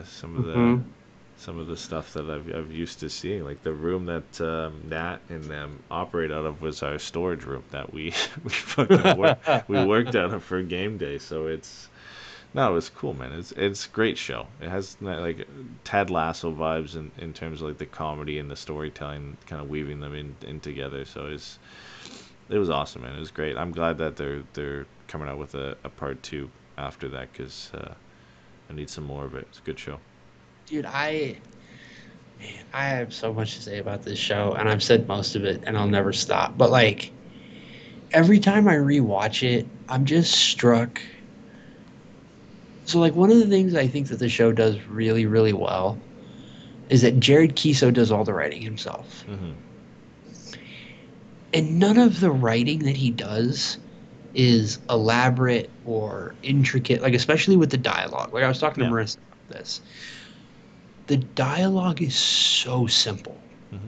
And he just lets the actors deliver the lines in character, and it's just simple. And like, you watch like Kevin Smith or Aaron Sorkin who write these fucking everybody speaks in monologues and it's all bada, bada, bada, and everybody's got this, like Aaron Sorkin is so far up his own ass about vocabulary and proving he's smart and all that shit. And then you watch this and it's just like fuck you, fuck you, fuck you. And it's just that for 20 minutes and you're like, this is the greatest show I've ever seen in my life. And like the characters are fun, they're interesting, none of them are static. You know what I mean? Yeah, Even the they all characters get that you their moment expect. at some Yeah. point, which is cool. And like where they all start and where they all end. Like it's just it's just such a fun show to watch. And you're absolutely right that it has like Ted Lasso vibes to it in terms of just like it's just about this kind of ragtag group just deciding to be good. And, they just make it kind of happen. But the parts of the stories that they actually choose to focus on are so interesting. Yeah. And it's, oh They're man. just they're short episodes. They're only like 26 minutes long, so they're short. They're not hour-long episodes. So Nope. the fact that and there's only 6 episodes a season, so the fact that they're able to pull all this information because it's not like again they can't put too much in there, but they pull the important stuff to show you about the characters that you care about each character Yep. individually because of the stuff that they show you, like the backstory they give Shoresy and stuff when they introduce like his family and everything like that, Hmm. and it's like it all adds layers to it and like people in his life and everything and again like it's all rooted in comedy. It's a comedy show and it touches on that a lot, but then they add these like little things in there that like are meaningful and make you care about the characters, and it just adds a whole backstory to the storyline and everything, and it just ties it all together nicely. Where like, yes, it's still a comedy show, it's gonna make you laugh, it's hilarious, but they don't force feed the important story bits to you. They just kind of sprinkle them in there, and it's enough that it makes you actually give a shit about all the characters, like all of them. Yeah, like that's really rare in a show. Again, like I said, that's why I compared it to Ted Lasso, is you care about all the characters in that show, whether they're a main character or not, because they give you, whether it's a whole episode dedicated to them or certain tidbits about their life and their story that matter. Like, characters in all the players in Ted Lasso, they get their moment at some point, or the management or staff or whatever. Like, there's 10 or 15 characters in that show who get their moment that at the end of it you care about what happened to them and how their story ended and whatever. And you get that in the same thing in this show with the 6 to 8 players that they focus on from the team, and then the staff and everything else, right, and people outside of it. So it's it was really cool. It was a really cool show. I liked it a lot. I just want a girl to come over to play some tunes, man. Dude, Terry Ryan is such a beauty in that fucking show, man. Yeah. Just him and Dolo and the dude who plays Goodleaf, like, and then the Gyms are just truly one of my favorite character groups in the entire world. What is the? Because it's Jordan Nolan is the one who does all the talking. Yeah. So it's John Morasti, who played for Columbus and Notre Dame. Yeah. And then it's Jordan Nolan and his brother, and I can't think of his brother's first name. But Jordan Nolan played for the Kings, played for the Blues, Sabres, and he does all the talking, and he goes, "What did he say? I think exfoliation is just as important as moisturizer, but we can talk about that later." Yeah. Like, there's always it's always. I'm lactose intolerant, but I'll power through for the boys. Like, it's just. And by no means is he a great actor, but it's almost better that they give him. Nobody on the show is a great actor. No. But like, that's it's what makes just, it perfect. Yeah, it's just great. They give him the extra stuff to say. Like, it just fits perfect for that. The closest to a great actor on the show is probably Laura Moore. Probably, yeah. And she, like, again, everybody on the show does a very, very good job. And then, like, just the whole point of it is, okay, I need your help. I need your help with something. Good actors, right? Yeah. Lisanne Nadeau, Laurence Leboeuf, these are like real actresses in Canada, right? I honestly don't know, but when they showed the CTV clips of Laurence Leboeuf, I just imagined she was probably a legitimate actor. I think so. I think some of them are fake. I think Laurence Leboeuf. I think she's real though, but we could have been fooled. But I'm gonna check that out. But I think, yeah, she is. She's. Oh, all the way. By the way, the fact that Wasaga Beach is getting a bunch of stuff right now because people are taking shits on the beach, and that's an entire plot line through the whole show. Yeah. Is the aquadump is just. What if it is in a bathtub? Just taking a shit in a bathtub, Sanguinet. Like, Sanguinet and Shoresy are so beautiful, man. Like, God, I am so glad that you watched it, and I'm so glad you enjoyed it, because the anxiety I felt when you finally told me you were watching, I was like, bro, if he hates this show, I'm never going to talk to him again. I'll be so embarrassed. It was going to be all for nothing. The bit would have been for nothing. But it's just such a fun show, like, and again, like, it just, like, the end of season 1, bro, that episode, like, the very end when they're playing that song and they're all going crazy and getting in all the fights, like, bro, I want to cry because you're so invested in 5.5 episodes in these guys. Yeah. And to watch it all fall apart in front of them, like, you're just, oh, man. Yeah, like, it's, man, they're just, the way they shoot it, too, like, some cool shots and stuff, like, they just, like, they play back to a lot of shots, like, the still shots and everything, but, like, it just fits, like, everything kind of works, and it takes some building. Like you got to get 2 or 3 episodes in to kind of get used to the way, the style that is presented and shot and everything. But like then it's like that, and it's consistent all the way throughout. It just makes it enjoyable through there too. And one thing that I thought was cool too is like they give a shit about because they're representing Sudbury with the entire show, but they actually give a shit about like Sudbury and making it like a legitimate like throwback and call out and kind of representation of the city in it as well. Like, I mean, obviously Jared Keeso has a reason to as well. Like all of Letterkenny was filmed in Sudbury, so I'm sure he's got was it really? Yeah, so I'm sure they've got some good memory and history and everything and want to be a part of it. But it was it was really cool. A really cool show. I'm interested to see where they go from here, because obviously I'm not going to spoil the ending, but with part 2 and what they do and how they approach it, if they can keep kind of the same vibe up and what it's going to look like, because it'll be interesting to see how they present that, because it'll be completely different in a sense, right? So it'll be it'll be interesting. And the thing, like, I enjoy the journey. I just really enjoy the journey that they take you on over the 3 seasons. Mm-hmm. And I'm very excited to see what they do next. I'm very excited to see who they center in the next set of stories, because they could leave it on Shoresy. They could switch to any number of players, or, the girls who own the team and run the team. Like, and again, like, the first 2.5 seasons, Shoresy and Zeke just talk unrelenting shit to each other the entire time. And then she gets a speeding ticket, and he can't stop laughing at her. And he goes, "You're a fucking idiot." He goes, "Why?" He goes, "Hot girls don't get speeding tickets."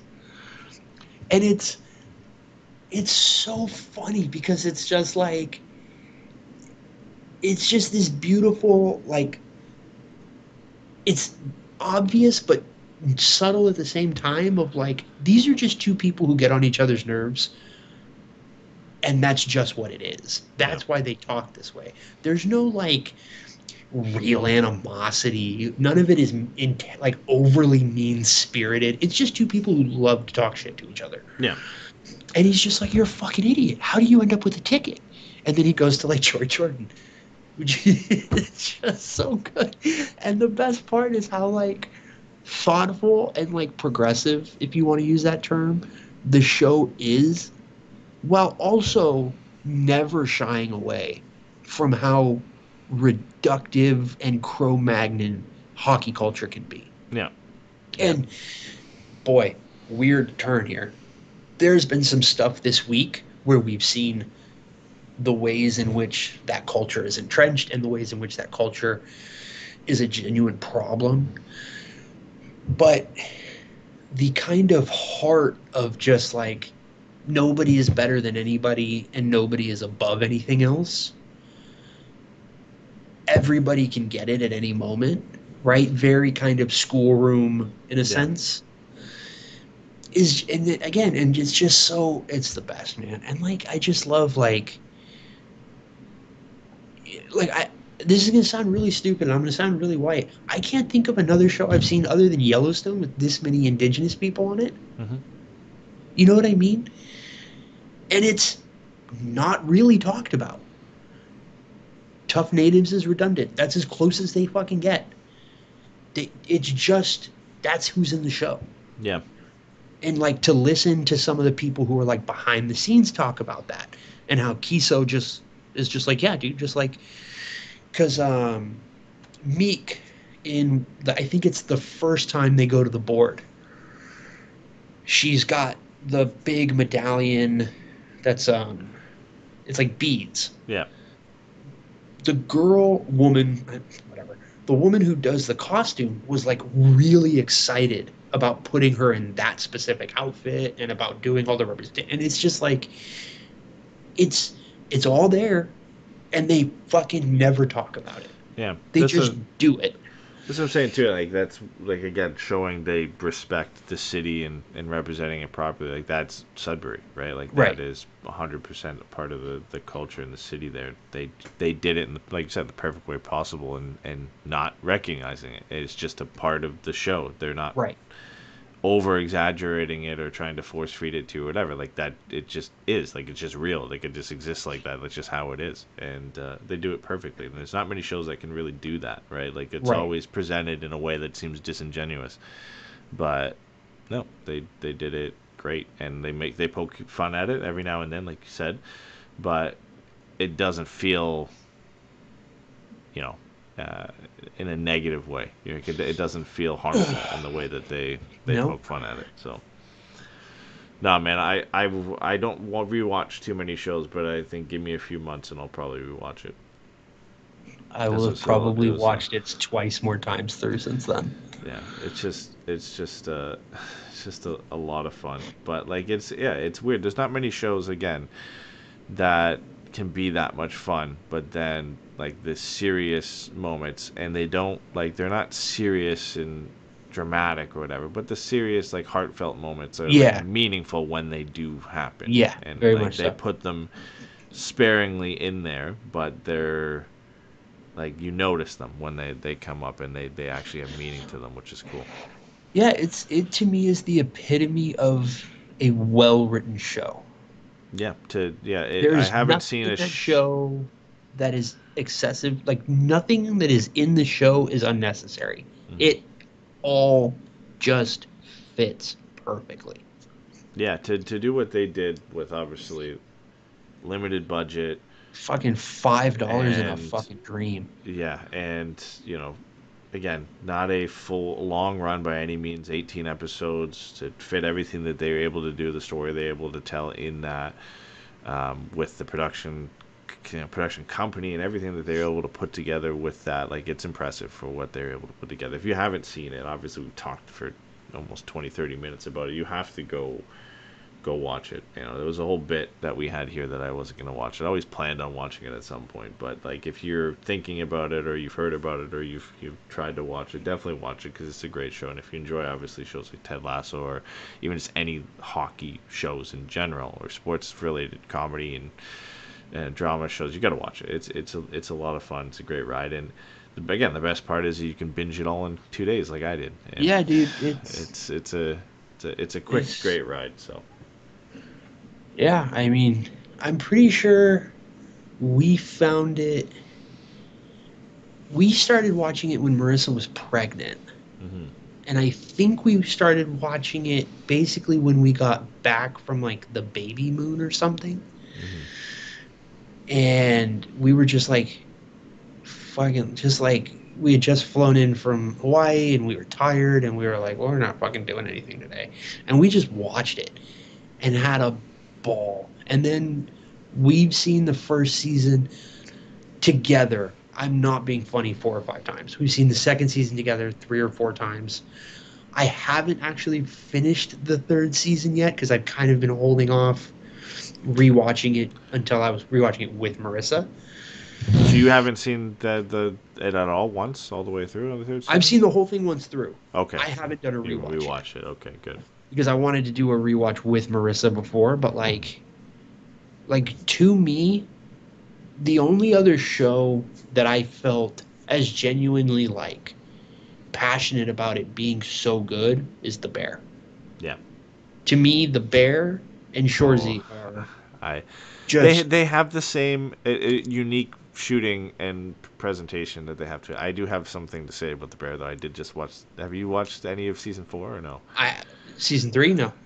Or is it season? Oh yeah, season 3. Yeah. Yeah. So I just watched season 3, episode 1, and it's a lot. It's a lot in the way it's. I'm not going to give anything away. I don't mean a lot in story, I'm gonna get to it or soon. I'll get to it plot soon. or anything like that. It's just a lot.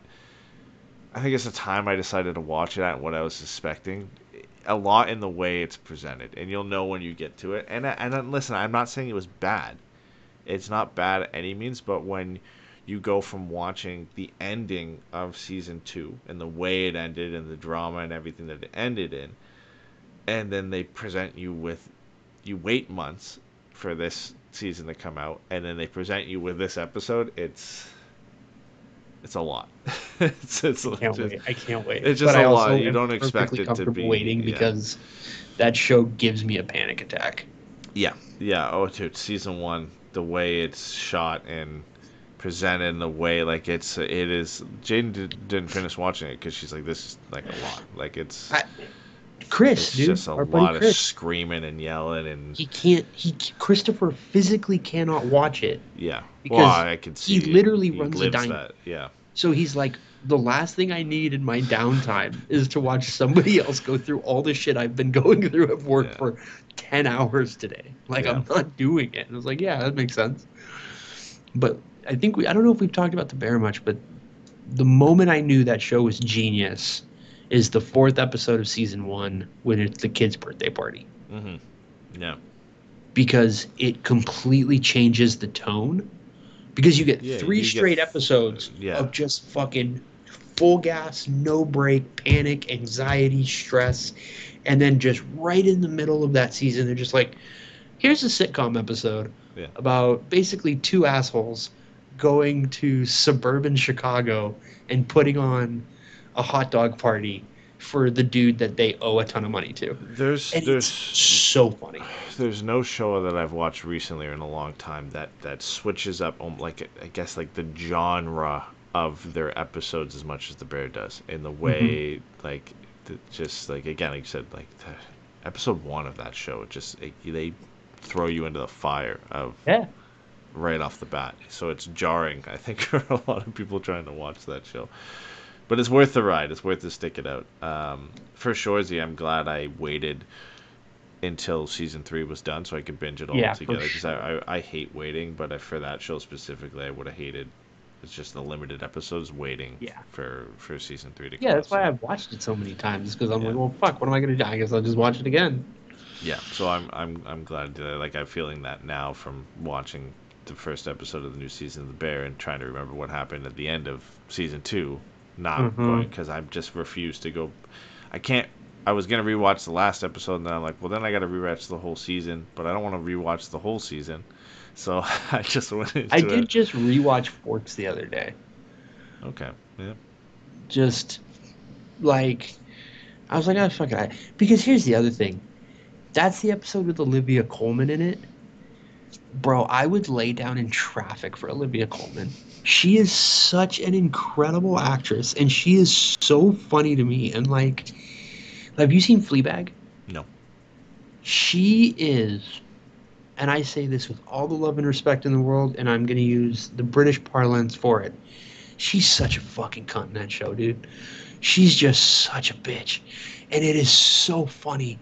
Because the first thing that I really came across Olivia Colman was the show she did with David Tennant, where they Broadchurch, where they both played detectives. And she's so sweet, and she's so bubbly, and good, like all that. She's just great in that show. But she's just very sweet and very bubbly and very like, oh, I'm a detective in a small town that I've lived in my whole life, all that stuff. And then you get to Fleabag, and she's such a bitch. And it's just, I'm like, oh my god, she's the best actress in the world. I will watch anything with her in it. Like, I haven't watched, what is it, Secret Invasion or whatever? Yeah, I haven't watched it either, yeah. I will tell you right now, what I have watched multiple times is supercuts of her scenes on YouTube in those. Because, again, she is so funny and so talented. And she's got a 2-minute scene, 5-minute scene in The Bear. And yeah, I was going to say, she's in it for 2.5, 3 minutes. Yeah. And she just completely crushes it.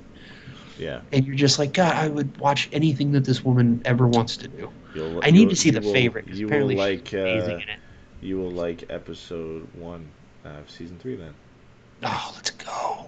So, a couple more tidbits in there. Marissa gets back from fucking Maine. You're watching, we went straight into like a whole TV side of things, but you're starting The Boys, right?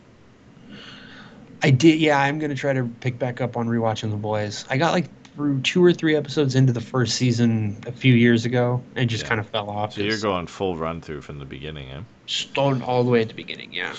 So the good thing is a harsh way to start it. Yeah, if you don't want to watch the spin-off, you don't have to. You're gonna... I heard it's really good, though. It is really good. So if you're going to, then watch it between season 3 and season 4. You're not missing... I think you'd miss more... It probably from whatever season 5 is going to bring. Mm-hmm. But like the characters they introduce into that, you see sparingly in season 4. Some plot lines, but it's not. But if you're gonna do it and you're gonna watch all the way through, then definitely go seasons 1 to 3, and then watch Gen V, and then watch season 4. But it was good, man. It was really good. I just finished season 4. It's a great show. I love that show. It's a completely different style of show than what we've been talking about, but it's a lot of fun too. I love that show. It was great. All right, so let's get back on track with a little bit of hockey before we get this out of here. Yeah, you have a game, so... I told you I had a game, and so we've got 2 different names for this one. We played a short version of it over text, and I realized, oh yeah, I like this, like a week or 2 ago. So the 2 names so far are Biggs Up, Biggs Up, or I Vandras Who That Is. So, Eddie, I am going to give you 3 players, and I want you to tell me what those 3 players all have in common. Okay. Colton Tubert, Justin Schultz, and Kirill Petrov. Do they all play for the Oilers? Nope. I mean, they may have, but that is not the answer. No, I don't think... Kirill Petrov? Kirill Petrov, K-I-R-I-L-L. Tuber and Justin Schultz. Justin Schultz and Colton Tuber. Schultz. And again, worth remembering, these are players that have connections to Anaheim in one way or another. So this is an Anaheim-centric game. They weren't all drafted by the Ducks, I know that. So their rights were all owned by the Ducks at one point? No, but you're getting a little closer. So here, let's do Schultz wasn't traded. They weren't all involved in trades with the Ducks because Schultz wasn't traded on Anaheim. Tubert played in the WHL, I think.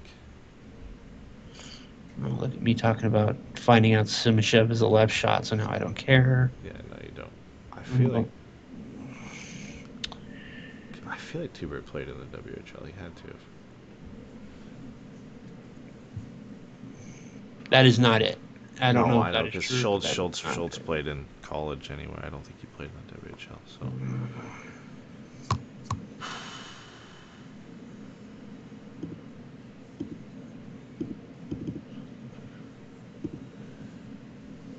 Oh man, do I get a hint? So I don't remember Kirill Petrov at all. I will say this: these players were all drafted in 2008. That is your hint. So they were all drafted before or after somebody on the Ducks. Probably. Well, no, Schultz was drafted by us, so. Mm-hmm. And Tubert was drafted early as hell. I think you might have been close to a top 10 pick. I don't know. He was 13th. Oh, do they all have more points than somebody we drafted? Nope. Did Petrov even play in the NHL? I don't think he did. He was drafted by the Islanders. Fuck, man. I don't know.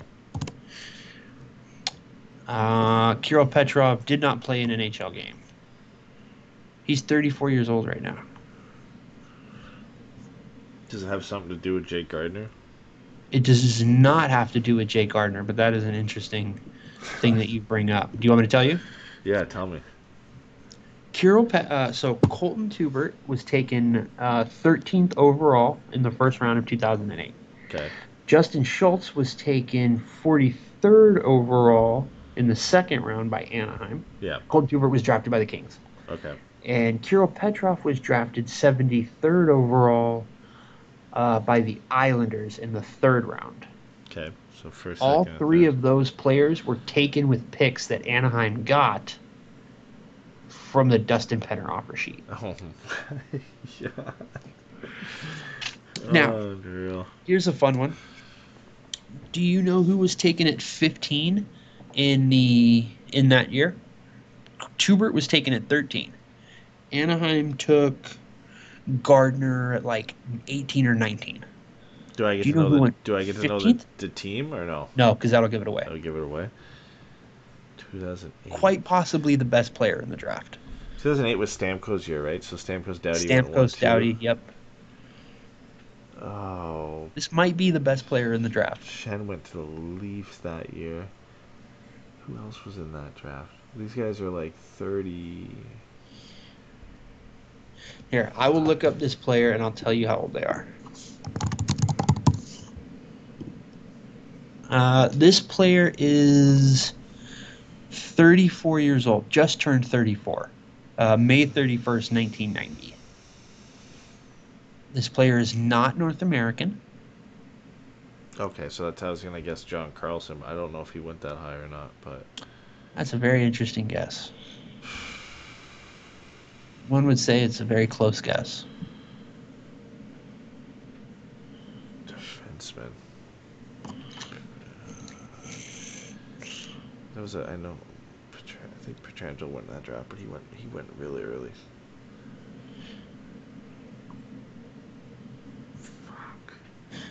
Fuck. This player has won the award for their position multiple times. No.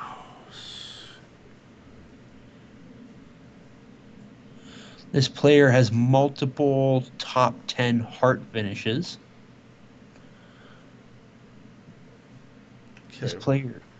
The fact that you said they won they're a defenseman then. So multiple Norris Trophy winners. They have played for 3 teams. Oh, this is Erik Karlsson, isn't it? He was 208? He was 08? 2008, yeah, 13th overall. Wow. Okay. That's surprising. Wow. Jeez. What was his draft year like that he got? 07, 08, Karlsson played in... He was an offensive Swede, bro. They weren't drafting those back then like that. That's wild, though. His draft year, he played for Frölunda in the junior league, and he had 37 points in 38 games, 68 PIMs. 1 goal in 7 games in the Swedish Elite League. And he went 13th overall, and then became a complete stud at the NHL level. Adam Henrique went 82nd, 9 picks after the Islanders took Kirill Petrov. The draft that year was June 20th and June 21st. The Billboard Hot 100 #1 song that week was Lollipop by Lil Wayne. Could you tell me who the 3rd highest point getter from that draft is? So Stamkos is 1 and Erik Karlsson is 2. This is a draft that has Doughty and Pietrangelo, like we mentioned, but they are not number 3. Is it Jamie Benn? It's not Jamie Benn. He's not in this draft, I don't think. I can never remember how old he is. He's not in this draft. So it goes Stamkos, Karlsson, then our guy, then Yossi, Karlsson, the other Karlsson, Doughty, Pietrangelo, Josh Bailey, Adam Henrique, Derek Stepan are the ones. Third in points from the 2008 draft. They have 702 points in 1,018 games. One goal shy of 300. They've played for 3 teams. One of them being an expansion team.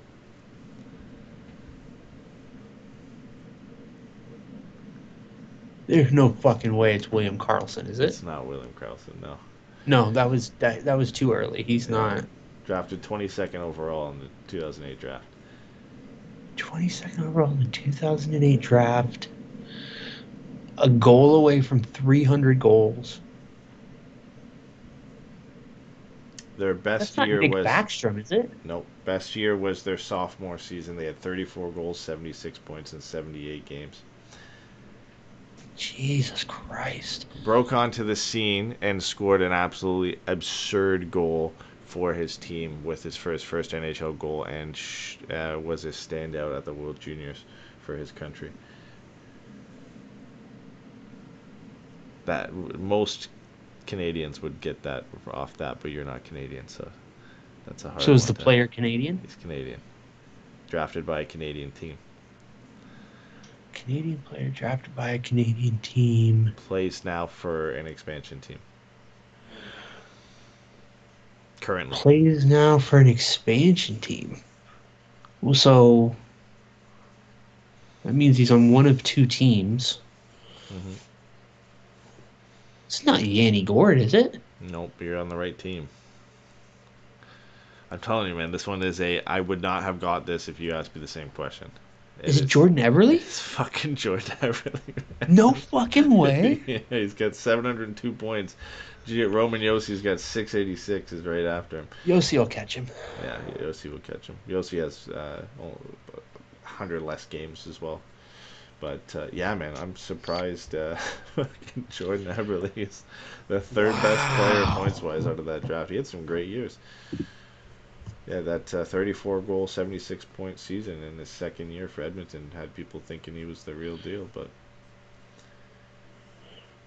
he's put himself together a pretty decent career, and I think he's pretty underrated, honestly. But when all things said and done, 300 goals, 700 points. So he was what? Drafted by Edmonton, traded to the Islanders.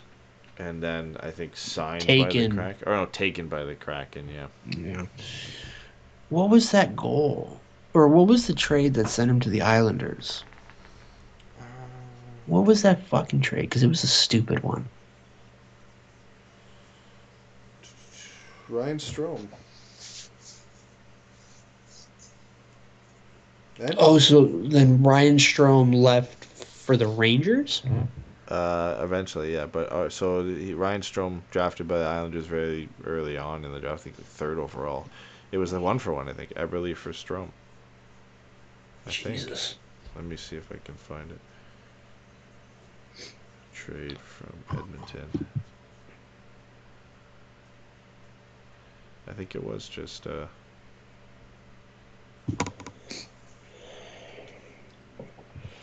Eberle for Ryan Strome. I'm pretty sure. I can't. That's crazy.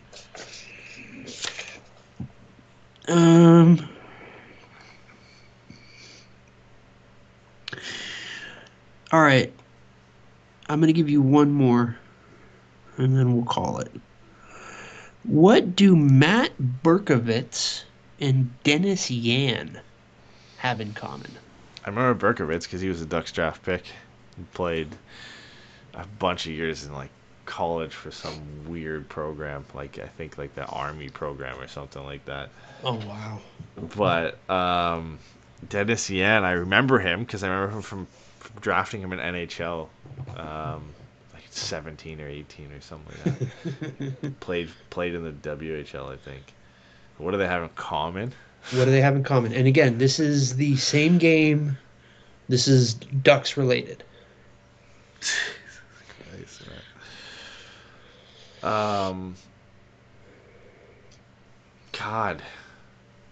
I'll give you this clue. This also has to do with Edmonton. So is it dealing with a trade? Could be, yeah. That might be it. Who did we trade from Edmonton?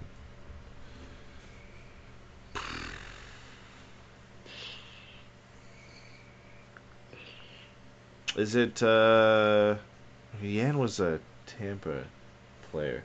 Does it do something with Kunitz and No? Fuck.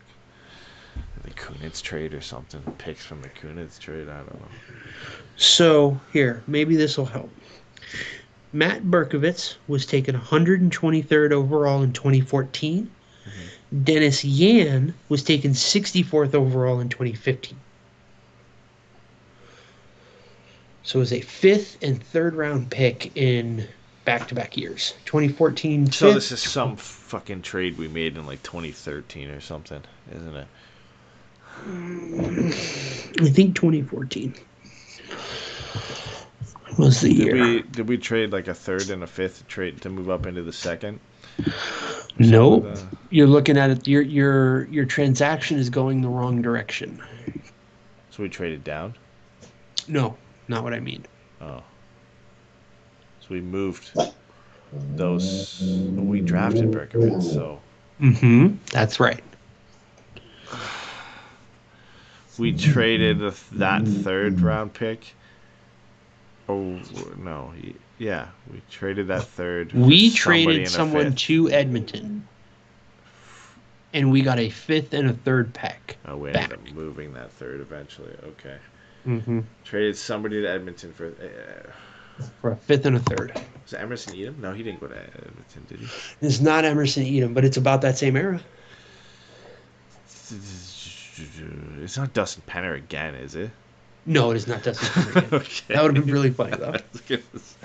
I was gonna say that seems like after his time. Oh wait, now I want to know what, because we traded fucking Dustin Penner to Washington, and now I want to remember what that trade was. Let's see. We got Dustin Penner. Signed as a free agent with the Anaheim Ducks. I don't know. But he ended up. So we traded somebody. I mean, so it's not Cogs because we got him. Correct. Yeah. Traded somebody to Edmonton. This is like Edom, Valesky times, right? Like. This player does not hold their stick with two hands. It's a goalie? Oh, look at this fucking guy. Look at him go. So that's like early Gibby days, so it's Freddie and Hiller. But those guys didn't move, so the fuck else was it? There's who the fuck else do we have? Oh, it's fucking Victor Foss? No. No? He got traded to Edmonton, didn't he? No. He may have played for Edmonton. It's not Victor Foss. It's not fast. I thought I fucking had that for sure. You're so fucking close, though. That is... I can't believe Oh, you're right. I wrote down the wrong name. Oh, who'd you have? I wrote it down as Dan Ellis, but it is Victor Fast. God. You're absolutely right, Edward. My apologies, sir. My man, Victor Fast. Holy. For 2014 fifth. And how many games? That guy played, what, maybe like 20 games for the Ducks? He played 30 games. Started 28. For Anaheim, yeah. He played 30 games for Anaheim, started 28, won 17 of them. Can't ask more. He had a .915 and a 232 goals against. He was great. Fucking. We got a third and a fifth for him, and that turned into fucking Matt Berkovich. What did we trade that third to Tampa for? Track that down and see what that turned into. Let's see. You want to know the worst part about the Dennis Yan pick? What? Somebody went right after? Somebody went 72nd. Also to Tampa Bay. 72nd? Oh, I'm looking it up. Sorelli. Jeez. Mm-hmm. That's brutal. All right, wait a minute. 2015. We did not do well in that draft. We had a bit of a rough run. All right, this is a third round pick. Dennis Yan to Tampa Bay Lightning from Edmonton via Anaheim. I gotta eat my words. Well, we did very well in one pick at that draft. Do you know who our that was the trade that sent Eric Brewer to Anaheim. That's funny. Jeez. That sucks. Do you know who our very good pick was in that draft? In the 2015 draft? Yeah. We had every other pick was terrible. It's got to be what, Terry? It's Terry. Yeah. Jacob Larson at first round, Julius Nottinen in the second round, Brent Gates and Devin Sidoroff in the third round, Troy Terry in the fifth, Steven Ruggiero in the sixth, and Garrett Metcalf in the sixth. Oy, oy, oy. So, anyways, that, everybody, is Bigs Up, or I wonders who that is. If you have any names that aren't stupid, please let me know. I would love them. I'm just diving into random shit right now. Did you check on Nick Ritchie recently? He pulled. No, last I saw, he got fucking an ejection and a suspension for just popping a guy in the face in the middle of a game. Yeah, so I'm imagining that's where all these pims came from. He was playing for Karpat in Finland last year. He had 5 points in 10 games and 70 pims. Dude, the play is atrocious. Jesus. And then he played in Germany after that, so he found. Please tell me he's playing for Dallas Eakins' team. He's playing for the Iserlohn Roosters. I don't know if that's... Wait a minute. Say it again. What's the name? Iserlohn Roosters. Iserlohn Roosters. He's playing with Michael Tau Cole, former 3rd overall pick for the Islanders. Iserlohn Roosters. Hunter Shinkarik, Brandon Gormley. There's like random guys on this team that used to be like top picks in the draft that didn't pan out. God, it's hilarious, man. Florian Elias, Tim Bender. Just guys at this point, just straight guys. Shout out to the DHL. The DHL just has random guys that like we all have heard their name at some point, and they've just found their way over to Germany. I love it. It's like the Thailand for the NBA. Or China, or whatever. Just these random guys, you know their name, and they just made their way Christian over there. Hummel. Alright, what team is Dallas Eakins? Oh, Dallas Eakins might be in, he might be in... Oh, he's the head coach for Adler Mannheim. Adler Mannheim, eh? DHL. Who's on their team? I mean, Let us check, my friend. The roster for the Adler Mannheim. Felix Bruckmann, Florian Nich, Arno Tiefensee, Nick Sissek, Tobias Forler, Leon Gowanka, John Gilmore. Oh, there's a Canadian, John Gilmore. Jyrki Jokipaka. Wait a minute, that's a name. Jyrki Jokipaka? nope, don't know it. Lucas Caldwell, Paul Meyer, Fabrizio Pilu, Chris Bennett, Oh, Kuhnackel plays for them. Brampton, We know Kuhnackel. Tom Kuhnackel, holy shit. Ryan McInnes. Marcel Gotch is an assistant coach. Let's fucking go. And That rocks. that's awesome. A lot of Germans on that team. Sports manager Dallas Eakins. Yeah. I love it. I don't know if they're good or not, but Who gives a shit? Die Adler Mannheim. love it. Love it. Marcel Gotch. All right, sorry. Was that was the end of your game? Was that it? Yeah, that was it. Oh man, we had a deep dive there. Unless, Well, hey, listen, it's not a show if we don't somehow ramble on about whatever to get to 2 hours. We came into this show having a Robby Fabbri trade and a LaCombe and Nesterenko signing, and we stretched it out to 2 hours by talking about Shorzy, Quentin Byfield, and a bunch of other shit. So, if you want, I can ask you, what do TJ Galliardi and Tyson Sexsmith have in common? not Dan Sexsmith, Tyson Sexsmith. Tyson Sexsmith, because it was Dan Sexton. Oh, Dan Sexton, you're right. I know.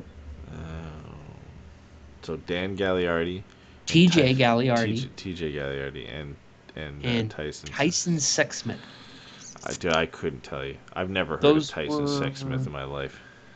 Those were the two players traded to Colorado in 2006 for George Barros. I did not know George Barros came from Colorado. Mm-hmm. So I was already sure. He was drafted by the Kings, put on waivers. Colorado claimed him. We traded for him, and then we won the Cup. And then nothing else ever happened weird with George Barros, and it was all fine. Yeah, we'll leave it at that. All right, man. We did it. We've got some stuff planned coming up. Hopefully, Yeah. we get some news that we can come back here and talk about for a regular show. But barring that, I would imagine our next Ducks Focus show is probably a season preview at this point. I can't imagine we're going to be back on here for a Ducks news focus show unless it's that. So beyond that, you had a few fun things planned. I'm sure you could explain them better than I could at this point. So the first one I want to make sure we do is we're going to do another blind awards draft, which is an idea that I stole from Ryan Nanny of the Shutdown Fullcast. Last time we did that with someone from who wrote about Columbus and someone who wrote about the Kings, PD and Robin, where basically I send you guys a list of players without names and different stats. And based on those stats, you pick players who you think will compete for the award. So we do the Hart, the Norris, and the Vezina. I already reached out to 2 people about getting them on for that. So we will have Scott Matla and Sky. Scott's a Habs fan. He's one of the people I argue with all the time about like the fucking Slafkovsky deal. And then Sky does Seattle and Boston. They're both great. And they're both full cast fans. So they appreciate the stupid sentiment that we're going for here. And then we have an insane idea that we're really looking forward to that's just me and you, which is the Four Nations Super Draft. So we are going to draft 9 forwards, 4 defensemen, and I think 2 goalies, maybe just 1 goalie. I don't remember what we said. I think 2 goalies. 2 goalies. For each country in the Four Nations tournament, but we are not drafting them in any particular order. We are drafting all 4 teams simultaneously. So, you know, we could each go a Canadian. We could each go, a Canadian forward, Canadian this, Canadian that. Or we could not even touch anybody from Canada for the first 5 rounds because of Finland and the Sweden. I had thought about doing an idea of you can get 1 Russian player onto 1 team with 1 pick, but then I realized we would both just take Russian goalies for Canada, and so that idea very quickly went away. Can I bring Luongo out of retirement? No, you can't. And he's one of us now. He lives in Florida. He's completely one of us. Carey Price then? Martin Hasn't Brodeur? he been through enough? Patrick Waugh You can have Martin Brodeur. He's never been good. Patrick Waugh coaches still. Yeah, there you go.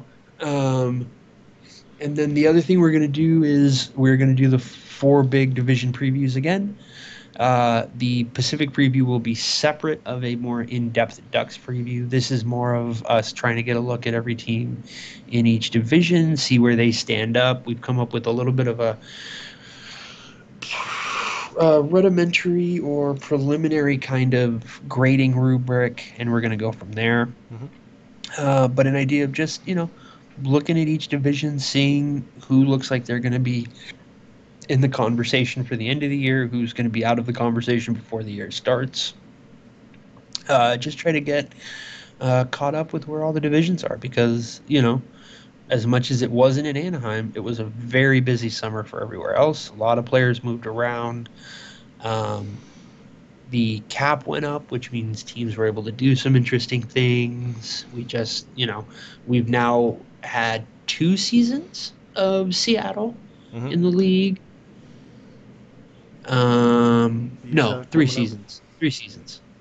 Yes, 3. Yeah. Because they got Beniers after their first season. Mm-hmm. Yeah. Yeah, because it went Wright, Beniers. No, Beniers, then Wright? Mm-hmm. Beniers, then Wright. And then whoever they got this year. That's right. What's his name? Fuck. Catan they got this year. Catton. Yeah. Break the cat. Yeah, so Yeah. we'll probably do the draft first, the awards draft first, then the Four Nations, which could be 2 episodes, I would imagine. Yeah, that was the other thing is Yeah. it's 9-4-2. Yeah, so it is 2 goalies because it's 60 total picks per technically. So it's 120 picks. So yeah, that'll probably be 2 episodes. Yeah, so one of those will be first. We'll- Either that or just depending on when we do the blind awards draft. So one of those will be first, but there'll be those 2.